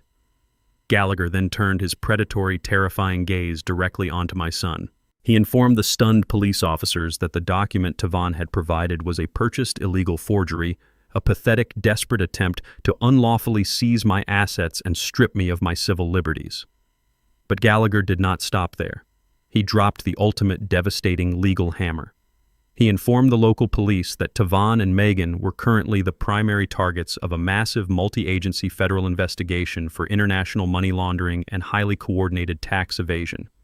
He explicitly stated that by calling the local police to my home with fabricated medical documents, Tavon was actively attempting to intimidate, harass, and silence a primary federal witness. The shift in the atmosphere on my front lawn was instantaneous and absolutely devastating. The lead officer's eyes widened as he processed the staggering weight of the Johns Hopkins seal and the terrifying, highly radioactive mention of an active federal investigation. He handed the real medical dossier back to Gallagher and turned slowly around to face my son. The sympathy in the officer's eyes completely evaporated, replaced instantly by the hardened, furious glare of a law enforcement professional who realizes he has just been played for an absolute fool. The officer stepped aggressively toward Tavon, closing the distance between them in 2 massive strides. His right hand dropped instinctively to hover right above the solid steel handcuffs clipped to his duty belt. He pointed a rigid, furious finger mere inches from my son's pale, heavily sweating face.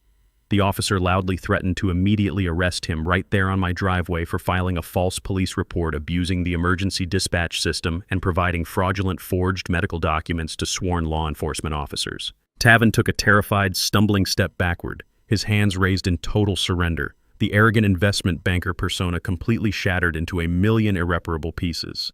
Megan backed away from him, her face completely drained of color, realizing that her clever little phone call had just backfired with catastrophic, potentially incarcerating consequences.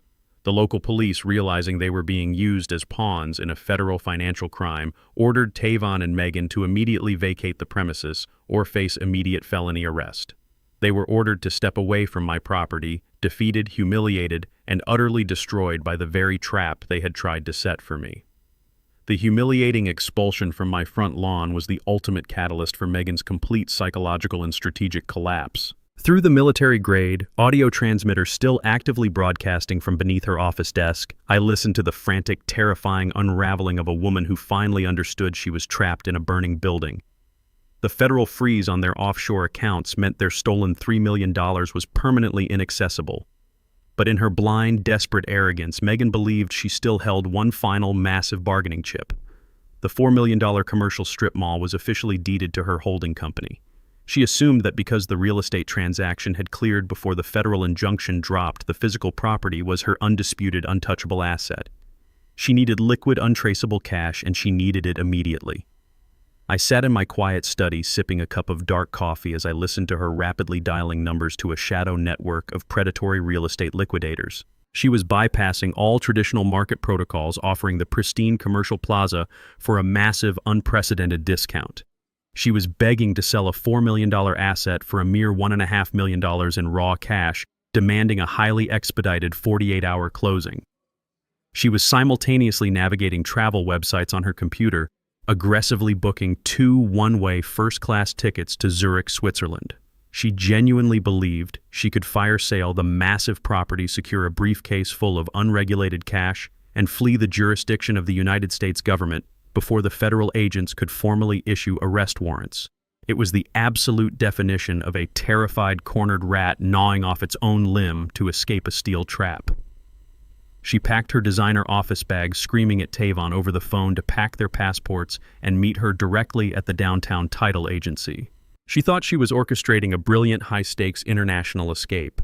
I simply smiled, adjusted the volume on my headphones, and prepared to listen to the final, fatal snap of the jaws. By 10 o'clock on Friday morning, the atmosphere inside the sleek glass-walled conference room of the downtown escrow and title firm was suffocatingly tense. The audio feed picked up every jagged breath Megan took and every nervous, rapid tap of her expensive manicured fingernails against the solid mahogany table. She was sitting across from a notoriously aggressive cash buyer, a man perfectly willing to overlook the suspicious nature of a massive fire sale to secure a highly lucrative commercial asset. The buyer's legal team had already wired the $1.5 million into a temporary holding escrow ready for immediate release the exact second the title was legally transferred. Megan's designer handbag sat heavily on the chair next to her, containing her passport, her international flight itineraries, and the shattered remnants of her luxurious life. She aggressively ordered the senior notary public to stop wasting time and stamp the transfer documents so she could catch her supposed emergency business flight. The notary, a meticulous veteran of commercial real estate law, ignored her frantic barking. He methodically typed her LLC credentials into the heavily integrated county registry and the state commercial title database to perform the final mandatory clean title verification. For several long, agonizing minutes, the only sound in the room was the heavy clicking of his keyboard. Then the rhythmic typing abruptly stopped. I heard the notary let out a low, confused sound. He hit the refresh key several times, but the digital result remained aggressively unchanged. He cleared his throat, his professional demeanor shifting into a stance of strict, uncompromising legal caution. He looked directly at Megan and the prospective buyer, formally announcing that he could not, under any circumstances, process the property transfer. The system had triggered a severe Level 1 hard stop. The commercial title was heavily encumbered and officially locked by an active overriding lien. Megan exploded into a state of sheer, unadulterated hysteria. She slammed her hands flat against the mahogany table, screaming at the top of her lungs that the notary was completely incompetent. She shrieked that her holding company owned the property free and clear, that the purchase had legally closed just days ago, and that there were absolutely no secondary mortgages attached to the deed. The cash buyer, instantly spooked by the sudden complication and Megan's volatile, unhinged behavior, firmly stated he was pulling his escrow wire immediately. He had no intention of entangling his investment firm in a messy, contested title dispute. Megan lunged across the table, begging him to wait, promising she could clear up the clerical error in 5 minutes. She ordered the notary to print out the encumbrance report, fully expecting to easily dismiss a minor municipal tax oversight or a filing delay. The heavy office printer whirred to life, spitting out a thick stack of certified legal documents. The notary gathered the warm papers, adjusted his reading glasses, and began to read the specific details of the encumbrance aloud for the entire room to hear. He did not read a municipal tax error. He read directly from the incredibly dense, heavily weaponized fine print of the $1 million private bridge loan I had personally provided to them. It was the exact cross-collateralization agreement Megan had arrogantly signed in my study without reading a single addendum, assuming she was effortlessly outsmarting a senile old man. The notary's voice was steady and clinical as he recited Section 4, Paragraph B. The clause explicitly established that the entire $4 million commercial property served as the absolute unconditional collateral for the bridge loan. But the true devastating genius of Richard Gallagher's legal drafting was buried in the self-executing forfeiture trigger. The notary read the uncompromising legal mandate stating that if any portion of the primary purchasing funds were officially placed under federal investigation for fraud, money laundering, or illicit origins, the borrowers were instantly deemed in critical, irrevocable default. Upon that specific trigger, the legal ownership of the collateralized asset immediately and automatically reverted entirely to the primary lien holder to protect the financial integrity of the loan. The primary lien holder was Dexter. The notary looked up from the document, his eyes fixed on Megan's ghostly, terrified face. He informed her that the county clerk's office had received a certified federal injunction notice at exactly 8 o'clock that morning, officially confirming that the offshore funds used for the initial purchase were actively seized under a massive Internal Revenue Service criminal investigation. Because that federal trigger had been officially activated, the entire commercial plaza no longer belonged to her holding company. The deed had automatically, legally, and permanently transferred into my name. The silence in the escrow office was absolute and utterly deafening. The cash buyer immediately stood up, gathered his legal team, and walked out of the glass doors without saying a single word, taking his millions of dollars in liquid escape funds with him. Megan was left completely alone in the sterile conference room. The pristine illusion of her wealth, her arrogance, and her brilliant escape plan shattered into a million irreparable pieces. She did not scream, she did not argue. The horrific realization of her absolute, inescapable defeat hit her like a physical, crushing blow. Through my headphones, I heard the distinct, heavy thud of Megan collapsing directly onto the hardwood floor. Her legs simply gave out beneath her. She was kneeling in the middle of the room, clutching a useless passport completely stripped of her stolen wealth, her property, and her freedom. She was left with absolutely nothing, staring directly into the terrifying, unavoidable abyss of federal prison.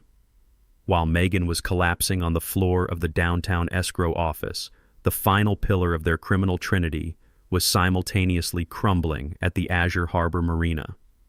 I received a highly encrypted text message from Marcus Hayes, my private intelligence operative who had kept a watchful eye on the yacht since the disastrous gala. Valerie, fully stripped of her premium credit cards and locked out of her offshore banking portals, had rushed back to the Sapphire Queen in a state of absolute breathless panic. She was desperately seeking her sophisticated, rugged lover Dominic, hoping the syndicate money launderer could leverage his criminal network to provide her with an emergency lifeline of untraceable cash. But Valerie suffered from a profound, fatal misunderstanding of how the criminal underworld actually operates. Men like Dominic do not stick around to comfort distressed, newly impoverished widows when federal injunctions start freezing multi-million-dollar assets. When the Internal Revenue Service and the Federal Bureau of Investigation simultaneously lock down a network of offshore shell companies, professional launderers immediately sever all ties, burn their burner phones, and vanish into the wind without a trace. Hayes reported that Dominic had done exactly that, but not before executing one final ruthless act of self-preservation. He had completely cleaned out the hidden biometric safe installed in the master cabin of the yacht, taking hundreds of thousands of dollars in emergency physical cash that Megan and Tavon had stashed there for a rainy day. Dominic had evaporated, leaving Valerie entirely alone on a massive luxury vessel she could no longer afford to even dock. To make her devastation absolute, the marina management, notified of the violently rejected electronic payments, immediately impounded the yacht. Heavily armed security personnel escorted a hysterical, screaming Valerie off the boardwalk in front of dozens of sneering wealthy onlookers, handing her a massive stack of severely delinquent maintenance invoices, mooring fees, and impending legal penalties. She was left standing on the wet pavement of the parking lot, stripped of her designer dignity, utterly abandoned by her criminal lover, and facing an insurmountable mountain of debt with a zero-balance bank account. The woman who had faked a debilitating illness to steal my money was now suffering a very real, very permanent financial death. Within 24 hours, the sophisticated, impenetrable empire my family had built on the foundation of my brother's stolen trust fund completely collapsed into ash. They were systematically stripped of absolutely everything. Tavon was aggressively escorted out of his prestigious investment bank by a terrifying combination of corporate security and federal agents who had arrived to seize his work computers. His executive access was permanently revoked, his career completely obliterated, and he was officially placed under internal review pending a massive federal indictment. He quickly discovered that the affluent banking colleagues he thought were his loyal friends refused to even answer his desperate phone calls, treating him like a highly infectious disease. Megan's boutique real estate firm immediately severed her employment, terrified of the radioactive fallout of her fraudulent transactions and desperate to distance themselves from a known money launderer. In a state of sheer panic, she attempted to pawn her expensive diamond jewelry and designer handbags to secure basic survival cash, only to discover that the federal authorities had already issued a comprehensive asset freeze that covered all high-value physical property tied to her name. Their passports were now entirely useless pieces of paper. Even if they had managed to scrape together a few $100s for a cheap commercial flight out of the country, the federal injunction explicitly flagged their identities across all international transit databases as severe flight risks. They were completely trapped inside the city limits, bleeding out financially with no emergency reserves. They could not even hire a basic criminal defense attorney because no reputable lawyer takes a complex federal money laundering case without a massive upfront cash retainer, and every single dollar tied to their names was frozen solid by the United States government. The crushing, suffocating reality of their situation finally settled over them. They were completely destitute, internationally grounded, and staring down the barrel of severe mandatory minimum federal prison sentences. Their staggering arrogance had completely evaporated, replaced by the raw primal terror of three-cornered animals who realized they had marched willingly into a slaughterhouse. They had exhausted every single criminal connection, burned every professional bridge, and alienated every wealthy associate they possessed in their desperate scramble for the top. In their absolute terrifying desperation, stripped of their money, their pride, and their options, they realized there was only one door left in the entire world they could knock on. That evening, a massive, violent thunderstorm rolled in off the coast, plunging the suburban neighborhood into early darkness. Lightning flashed in jagged, aggressive streaks across the sky, and thunder rattled the heavy oak frames of my windows. I was sitting in my quiet, secure study, the room perfectly climate-controlled, a heavy crystal glass of aged bourbon resting on the mahogany desk. I was watching the torrential rain wash over my front lawn through the high-definition security monitors. Suddenly, the perimeter motion sensors triggered a sharp flashing red alert across my screens. A cheap, battered taxicab pulled up to my driveway, a stark, humiliating contrast to the sleek silver sports cars and luxury town cars they usually flaunted. They could not even afford to tip the driver, resulting in a brief, muffled argument before the cab sped away. 3 figures stepped out into the freezing, relentless downpour. It was Tavon, Megan, and Valerie. They did not sprint to the porch with aggressive, entitled anger like they had during their previous visit. They dragged their feet, moving with the sluggish, agonizing pace of the condemned. Their expensive designer clothing was instantly soaked and plastered to their shivering bodies. Their hair was matted to their faces, their makeup completely ruined, every ounce of their high society arrogance thoroughly and violently washed away by the storm. They trudged up the concrete steps of my front porch, looking exactly like the pathetic, broken criminals they truly were. Tavon reached the heavy oak door first. He did not pound his fists in rage or punch the keypad demanding entry. His legs simply gave out beneath him. My 38-year-old son collapsed onto his knees on the hard, wet concrete. Megan and Valerie fell to their knees right beside him, completely broken by the crushing weight of their catastrophic defeat. Through the external audio feed, I listened to the incredibly satisfying, pathetic sounds of their absolute surrender. They were openly sobbing, violently weeping into the freezing rain, slapping their wet palms weakly against the solid wood. They were screaming my name, begging and pleading for the senile, clueless old man they had so viciously tried to destroy to open the door and save them from the federal hellfire they had brought upon themselves. I took a slow, methodical sip of my bourbon, staring at the glowing monitors. The arrogant predators were finally on their knees, completely at my mercy, waiting for my final judgment. I let them pound on the heavy oak wood for another 5 minutes, letting the freezing rain soak completely through their designer clothes and into their very bones. When their wails reduced to hoarse, pathetic gasps, I finally pressed a button on my smartphone to remotely disengage the deadbolt. The lock clicked with a loud final echo. The front door swung inward, driven by the violent gusts of the storm. Tavon, Megan, and Valerie practically fell into the foyer, slipping on the polished hardwood, leaving a trail of muddy water and ruined pride in their wake. I did not get up to greet them. I was sitting calmly at the head of our formal dining table, the The room was bathed in the warm, soft glow of the chandelier. Across from me sat Carmen. She was entirely still, her hands folded neatly on the pristine white tablecloth. I had spent the last 2 hours explaining absolutely everything to my wife. I had played the audio recordings of our son plotting to lock me in a psychiatric ward.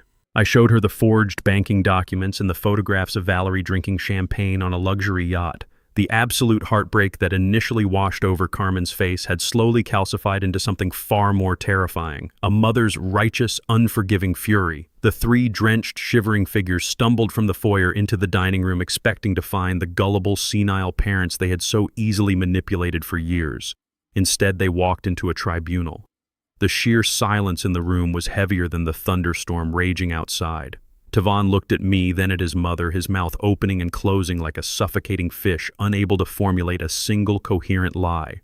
The overwhelming weight of our silent judgment finally shattered what little solidarity they had left. Like starving rats in a sinking cage, they instantly turned on each other with vicious primal ferocity. Tavon dropped to his knees at the edge of the dining room rug, pointing a shaking finger directly at his wife. He screamed that the entire money laundering operation was Megan's idea, claiming she had used her corrupt real estate connections to manipulate his banking access and force the commercial deal. He begged us to believe that he was just a desperate, overworked husband trying to satisfy a woman whose greed had no bottom. Megan whirled around her wet hair, whipping across her face, and unleashed a torrent of venomous insults. She shrieked that Tavon was a spineless, pathetic coward who had eagerly forged his own father's signature because he was too incompetent to earn a real executive bonus. She yelled that he had gladly orchestrated the psychiatric evaluation plot because he was terrified of being exposed as a financial failure. Valerie, shaking violently in her soaked cardigan, crawled forward and tried to grab Carmen's dress. She wailed that she was just a lonely, grieving widow who had been tricked by Dominic and bullied by Tavon and Megan into participating. The sheer, unadulterated ugliness of their mutual betrayal was fully exposed under the bright dining room lights. They were not a family. They were a syndicate of parasites. Carmen stood up. Her chair scraped loudly against the hardwood floor, cutting through their chaotic screaming instantly. She walked slowly around the edge of the table, her posture radiating an absolute chilling authority I had rarely seen in our 40 years of marriage. Tavon looked up at her with large, pleading eyes, reaching out his trembling hands, calling her mom, expecting the unconditional comfort she had always provided. Carmen did not offer comfort. She raised her right hand and delivered a staggering, open-palmed slap directly across Tavon's face. The sharp, violent crack echoed over the thunder outside. Tavon was thrown off balance, sprawling sideways onto the floor, clutching his rapidly swelling cheek in absolute shock. Carmen stood over him, her voice perfectly steady and completely devoid of any maternal warmth. She told him that she had no son. She declared that the boy she raised had died the moment he decided to forge his father's name and plot his institutionalization. She looked down at the three pathetic, shivering figures and explicitly stated that they were nothing more than greedy, treacherous strangers trespassing in her home. The absolute finality of Carmen's rejection completely broke them. Tavon curled into a fetal position on the rug, weeping openly, realizing the very foundation of his life was permanently destroyed. Megan stared blankly at the floor, shivering uncontrollably, her arrogant spirit completely crushed. I remained seated at the head of the table, observing the total devastation of my enemies with clinical detachment. I reached into the breast pocket of my tailored suit and pulled out 3 thick, heavily stapled legal packets. I tossed them onto the center of the dining table.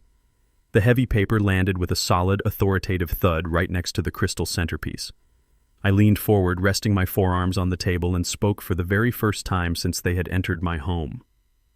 My voice was calm, resonant, and entirely stripped of the fragile, elderly tremor I had used to deceive them for weeks. I told them to get up off my floor and look at the documents. I explained that those packets were ironclad, legally binding declarations of guilt, meticulously drafted by Richard Gallagher.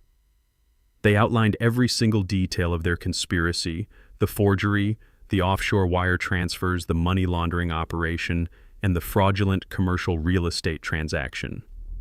Every single crime they had committed against me and my brother's estate was documented in stark, undeniable legal terminology. They stared at the packets as if they were live explosives. Megan stammered, asking why on earth they would ever sign a full written confession to multiple federal felonies. I offered her a cold, razor-sharp smile. I explained that the Internal Revenue Service and the Federal Bureau of Investigation had currently frozen all of their assets based on preliminary suspicion and anonymous tips. I told them that the federal government was preparing to bulldoze their lives, seize their freedom, and throw them into federal penitentiaries for the next 20 years based on the financial footprints they left behind. But then I offered the ultimate, irresistible bait. I told them that I still held the ultimate leverage to de-escalate the situation locally. I promised them that if they picked up a pen right now, signed their names on every single page, and officially confessed to defrauding me of my $3 million inheritance, I would provide them with a vital lifeline. I looked my son directly in his tear-filled eyes and promised that if they signed the confessions giving me absolute legal closure regarding the stolen trust fund, I would give them a way out from the crushing grip of the IRS. I dangled the illusion of salvation right in front of their desperate, drowning faces, knowing exactly how quickly they would bite the hook. The heavy silence in the dining room stretched for a long, excruciating moment, broken only by the sound of rain lashing violently against the window panes. Tavan looked at the thick legal packet with wide, terrified eyes, his hand twitching involuntarily toward the heavy fountain pen I had placed beside the crystal centerpiece. But before his trembling fingers could even graze the polished metal, Megan suddenly stood up. The cold rainwater dripping from her ruined designer dress formed a dark, expanding puddle on the pristine hardwood floor, but a sudden, desperate spark of absolute defiance ignited in her eyes. She snatched the heavy fountain pen from the table and aggressively threw it across the room where it clattered loudly against the baseboards. She glared at me, her chest heaving with exertion, and ordered her husband to stand up and stop acting like a pathetic, weak coward. She looked me up and down, her voice trembling but deeply laced with that familiar, sickening arrogance I had grown to despise. She pointed a sharp, manicured finger at my chest and aggressively accused me of running a massive, desperate bluff. She boldly declared that while the federal government might have temporarily frozen their offshore accounts based on a highly suspicious financial tip, I possessed absolutely zero hard physical evidence of intentional money laundering. Megan paced the length of the dining table, her confidence artificially inflating with every aggressive step she took. She argued with the fierce desperation of a cornered predator, claiming that the Caribbean holding companies were completely untraceable shell corporations intentionally designed by experts to permanently shield the identities of the true beneficiaries. She sneered at me, claiming that I was just a bitter, jealous old man trying to use intimidation to trick them into writing their own federal arrest warrants. She explicitly warned Tavan and Valerie that signing those legal declarations of guilt was the only possible way the Internal Revenue Service could ever secure a legitimate criminal conviction in a court of law. In her highly arrogant mind, she genuinely believed she had insulated their financial crimes, perfectly burying the stolen capital under so many layers of corporate anonymity that no investigator could ever pierce the veil. She crossed her arms tightly over her shivering, soaked frame and flatly refused to sign the paperwork, daring me to do my absolute worst. She coldly informed me that without a signed written confession, I was completely powerless, and that the federal authorities would eventually be forced to release their seized assets due to a staggering lack of prosecutorial evidence. I did not raise my voice to argue with her. I did not offer a single counterpoint to her flawed, desperate legal logic. I simply reached into the inner breast pocket of my tailored charcoal suit jacket and pulled out my smartphone. I tapped the digital screen twice, instantly connecting the device via a secure Bluetooth signal to the high-fidelity surround sound system seamlessly integrated into the ceiling of our formal dining room. I looked directly into Megan's defiant, panicked eyes and pressed play. The pristine, crystal-clear audio recording of her own voice suddenly echoed through the expansive room, bouncing off the walls with terrifying clarity. It was the surveillance recording captured from her private corner office at the boutique real estate firm. The crisp, distinct sound of ice clinking against glass filled the air, followed immediately by the sharp, arrogant laughter of Megan and her female associate. Every single person in the dining room stood completely frozen as Megan's recorded voice arrogantly boasted about tapping into a private family reserve to secretly fund a multi-million-dollar commercial acquisition. Then came the absolute, devastating blow.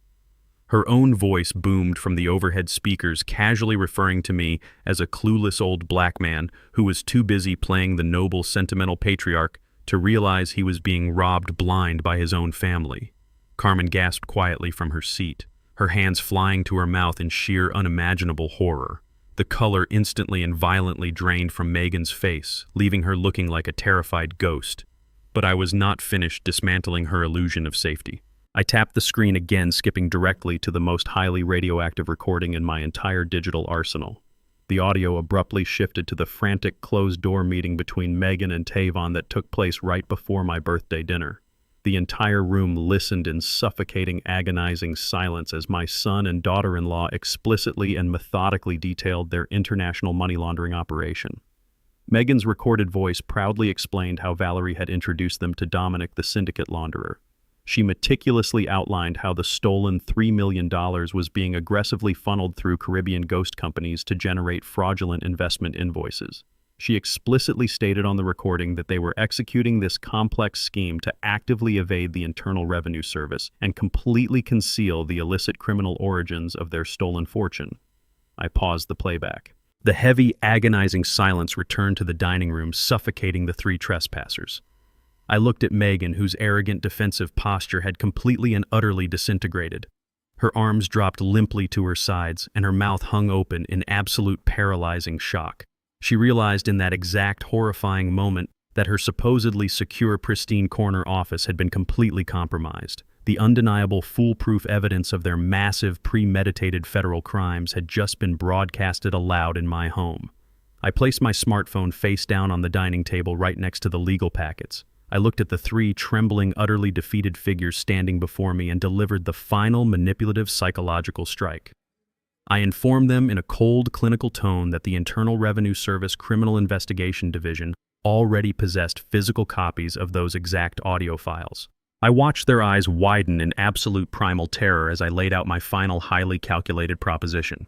I blatantly lied to them by omission, playing directly on their overwhelming desperation. I told them that federal prosecutors heavily prefer the path of least resistance and prioritize cases with uncooperative targets. I promised them that if they retrieved the pen, signed the legal confessions right here and now, and officially acknowledged the theft of my $3 million inheritance, I would formally submit a sworn affidavit to the authorities stating that this was entirely a resolved civil family dispute. I dangled the completely illogical but desperately intoxicating illusion that my civil forgiveness and the immediate return of the assets would drastically reduce the federal government's interest in pursuing a lengthy, high-profile criminal indictment. It was a completely hollow promise, but drowning predators will eagerly grab onto the sharp edge of a razor blade if they believe it looks like a life preserver. The sheer suffocating weight of the audio evidence had completely broken their will to fight. Tavon was the first to surrender. He fell to his knees beside the table, crawling toward the legal packet with frantic, desperate movements. He scrambled across the hardwood floor to retrieve the heavy fountain pen Megan had thrown his hand, shaking so violently he could barely grip the metal barrel. He sobbed uncontrollably as he flipped through the thick pages, hurriedly signing his name on every single designated line, legally binding himself to the full written confession. He pushed the heavy packet toward Valerie, who let out a pathetic wailing cry as she took the pen. The widow, who had gleefully financed a luxury yacht with my brother's stolen legacy, scribbled her signature with jagged, erratic strokes, tears streaming down her face and splashing onto the crisp legal paper. Finally, the pen was handed to Megan. She stood completely frozen, staring at the document that would officially end her luxurious high society existence and confirm her absolute defeat. She looked at me, her eyes completely hollowed out, entirely devoid of any former arrogance or defiance. She knew she was entirely trapped. With slow, trembling fingers, she gripped the fountain pen. She bent over the dining table and signed her name, her signature sealing her absolute downfall. They pushed the three completed packets back toward the center of the table, breathing a collective ragged sigh of temporary relief. They stood there shivering in their ruined, soaked clothes, fully believing they had just successfully bought their physical freedom at the agonizing cost of their stolen wealth. They truly believed they were going to walk out of my front door completely destitute but entirely free from the terrifying threat of federal prison.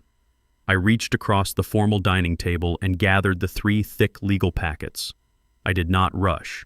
I methodically checked the bottom of every single page, verifying that Tavon, Megan, and Valerie had applied their signatures exactly where required by law. Their ink was frantic and jagged, a physical manifestation of their total psychological collapse, but it was absolutely, undeniably legally binding. I aligned the edges of the heavy premium paper, tapped them neatly against the mahogany surface, and slid the comprehensive confessions into the inner breast pocket of my tailored charcoal suit. I smoothed my lapel, feeling the solid, comforting weight of the documents resting securely against my chest. The three of them remained slumped around the table, their clothes still dripping cold rainwater onto the floor, exhaling ragged, shaking breaths. They genuinely believed the worst of the nightmare was finally over. They thought they had successfully amputated their stolen wealth to save their physical freedom. I turned my back to them, walking with measured, deliberate steps over to the antique bar cart resting in the corner of the room. I picked up my heavy crystal decanter and poured a generous measure of rich, dark red wine into my glass. I held the crystal up to the warm light of the chandelier, admiring the deep ruby color before turning back to face the trespassers who had so arrogantly tried to destroy my life. I took a slow, appreciative sip of the wine, letting the absolute silence of the room stretch until it became a suffocating physical weight. Megan wiped a mixture of rainwater and ruined makeup from her face, her shoulders dropping in a posture of complete, utter exhaustion. She looked up at me, her voice a hollow, raspy whisper, and asked if they could finally leave my house. I offered her a slow, razor-sharp smile. It was not a smile of forgiveness or paternal warmth. It was the terrifying, unblinking smile of an apex predator that had just firmly locked its jaws around the neck of its prey. I told her that she was absolutely correct about one specific thing. I looked directly at Tavon and Valerie, ensuring they were listening to every single syllable I was about to deliver. I promised them on my word as a man of honor that I would not file a single civil lawsuit against any of them. I stated clearly that I was officially dropping all civil claims regarding the forged signatures and the stolen $3 million trust fund. Tavon let out a loud, pathetic sob of relief, dropping his head into his wet hands. I raised my right hand, silencing him instantly. I continued, my voice echoing coldly off the dining room walls. I explained that I had absolutely no need to sue them for the money because I already possessed everything they owned. The $4 million commercial plaza, the crown jewel of their illicit empire, was currently and permanently registered in my name, due to the self-executing forfeiture clause they had so arrogantly signed. I had successfully recovered my brother's entire stolen legacy and secured an additional $1 million in commercial equity as a penalty for their betrayal. I had bled them completely dry, and from a civil standpoint, our business was officially concluded. I watched Megan grip the edge of the table, preparing to push herself up on her bruised, trembling legs. But then I delivered the final, devastating psychological strike. I took another sip of my wine and stated that while I was dropping all civil litigation, I had never once claimed that I possessed the legal authority to give orders to federal law enforcement agents. I explained the brutal, uncompromising reality of the American justice system. A private citizen cannot dismiss federal felonies. A victim cannot negotiate a plea deal on behalf of the Internal Revenue Service.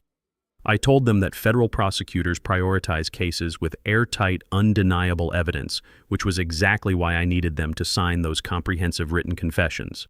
By legally admitting to forgery, offshore routing, and tax evasion, they had not purchased their salvation. They had willingly provided the final fatal piece of evidence required to guarantee their maximum sentencing. The horrific realization of my deception hit them with the force of a speeding freight train. The fragile, pathetic relief that had settled over them instantly evaporated completely, replaced by a suffocating, paralyzing horror. Megan let out a blood-curdling shriek, lunging forward across the dining table in a desperate, animalistic attempt to claw at my suit jacket and rip the confessions from my breast pocket. Before her hands could even graze my lapel, a series of deafening, aggressive pounds shattered the quiet atmosphere of my home. It was not the hesitant, cautious knocking of the local police they had tried to weaponize earlier. It was the heavy, rhythmic, authoritative striking of a solid steel battering ram against the reinforced frame of my front door.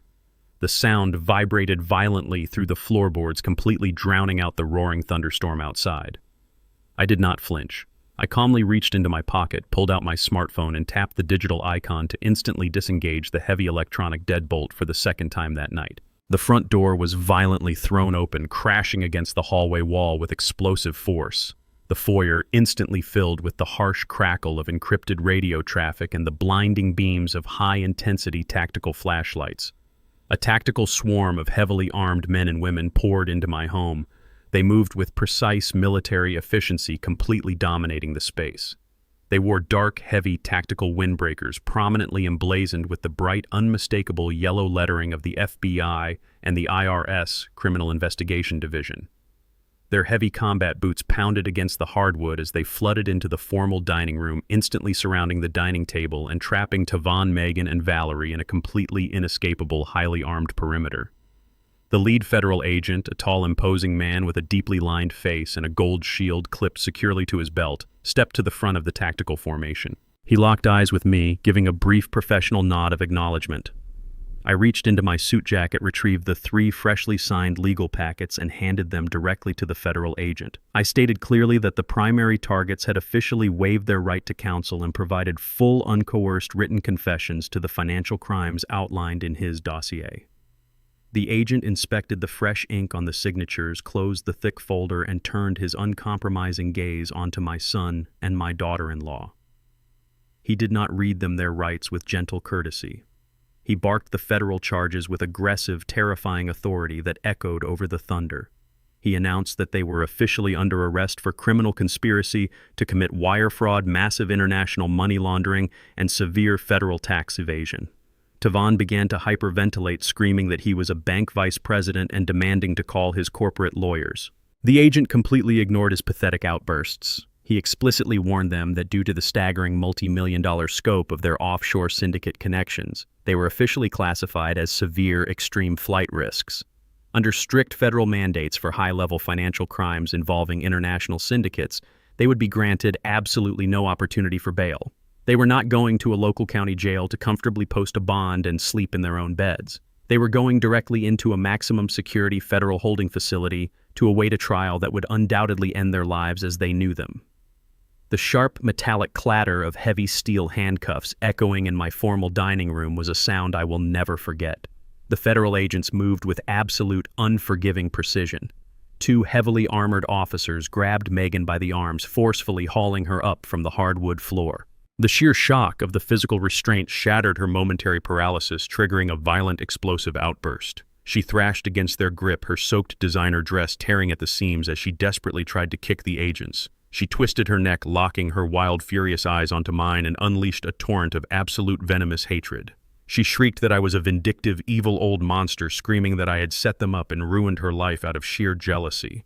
She cursed my name, spitting vitriol across the room, threatening that she would spend every waking moment in a federal cell plotting her revenge. The agents did not entertain her temper tantrum. One officer sharply hooked his arm under her shoulder, expertly subduing her frantic movements, and locked the cold steel cuffs tightly around her wrists with a definitive, uncompromising click. Valerie did not fight back. The older woman simply crumbled into a pathetic, shivering heap on the rug, sobbing uncontrollably. As an agent gently but firmly pulled her arms behind her back, she mumbled incoherent apologies, crying out for Malcolm, invoking the name of the husband she had so deeply betrayed. But it was Tavon's reaction that truly encapsulated the horrific reality of their downfall. The arrogant investment banker, the man who had mercilessly forged my signature and coldly plotted to lock me inside a psychiatric ward, completely regressed into a terrified, hyperventilating child. As the heavy steel cuffs snapped shut around his wrists, the illusion of his corporate superiority evaporated instantly.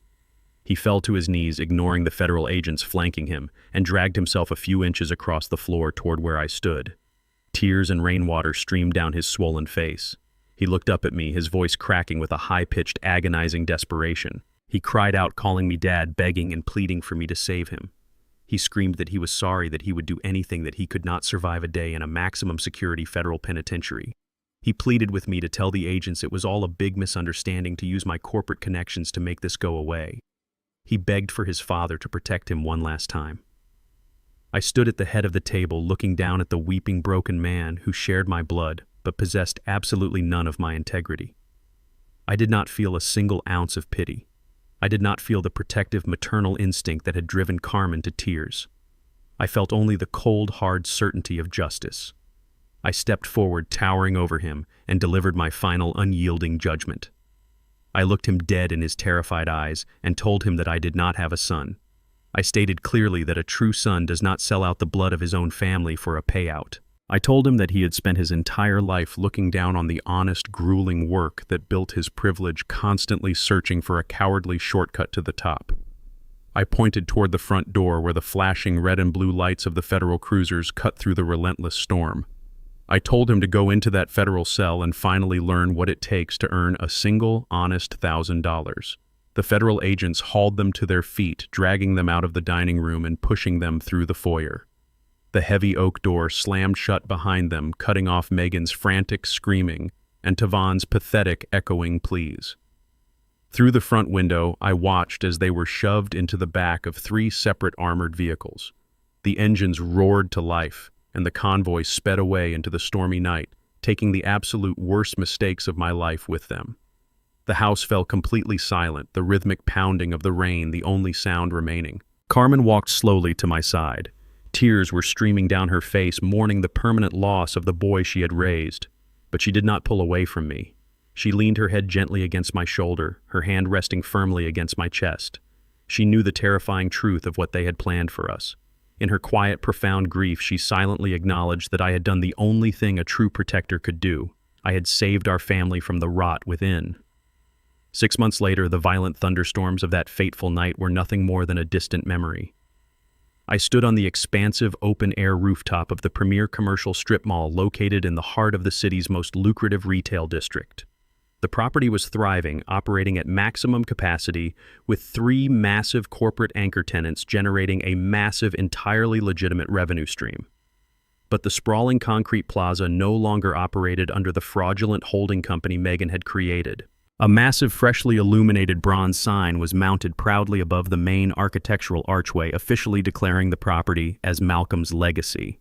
The federal government had successfully processed the massive criminal indictments against my former family, seizing whatever scraps they had left, but my legal claim to this commercial property remained absolute and completely unassailable. The late afternoon sun was beginning to dip below the city skyline, casting a warm, brilliant golden hue across the concrete and glass. A cool, gentle breeze swept across the rooftop. I walked over to the edge of the parapet wall, carrying a heavy crystal decanter of premium aged bourbon and 2 polished glasses. I took my time enjoying the profound, absolute peace that had finally settled over my life. I poured a generous, heavy measure of the amber liquid into the first glass, then poured an equal amount into the second. I held my glass up to the fading sunlight, letting the rays catch the deep, rich color of the bourbon. I slowly lowered the second crystal glass, placing it carefully on the solid concrete ledge right beside me. I looked out over the sprawling, prosperous property that was completely built on the foundation of my brother's secret, unconditional love. I raised my glass to the darkening sky, feeling the profound presence of the man who had tried so desperately to secure my future. I took a slow, deep breath and spoke into the quiet evening air. I told him that I had cleaned everything up, little brother. I took a slow sip of the bourbon, the smooth warmth spreading through my chest. The debt was officially settled, the predators were caged, and his incredible legacy was finally permanently secured. If there is one profound lesson to take away from this ordeal, it is that true family is defined by unwavering loyalty and integrity, not merely by shared blood. We are often conditioned to excuse toxic behavior and financial abuse simply because the perpetrators are our relatives, blinding ourselves to their true, destructive nature. True strength lies in setting uncompromising boundaries and protecting the legacy of those who genuinely cared for us.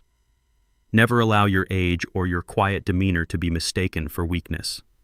Sometimes the most profound act of self-respect is severing ties with those who only value you for what they can extract.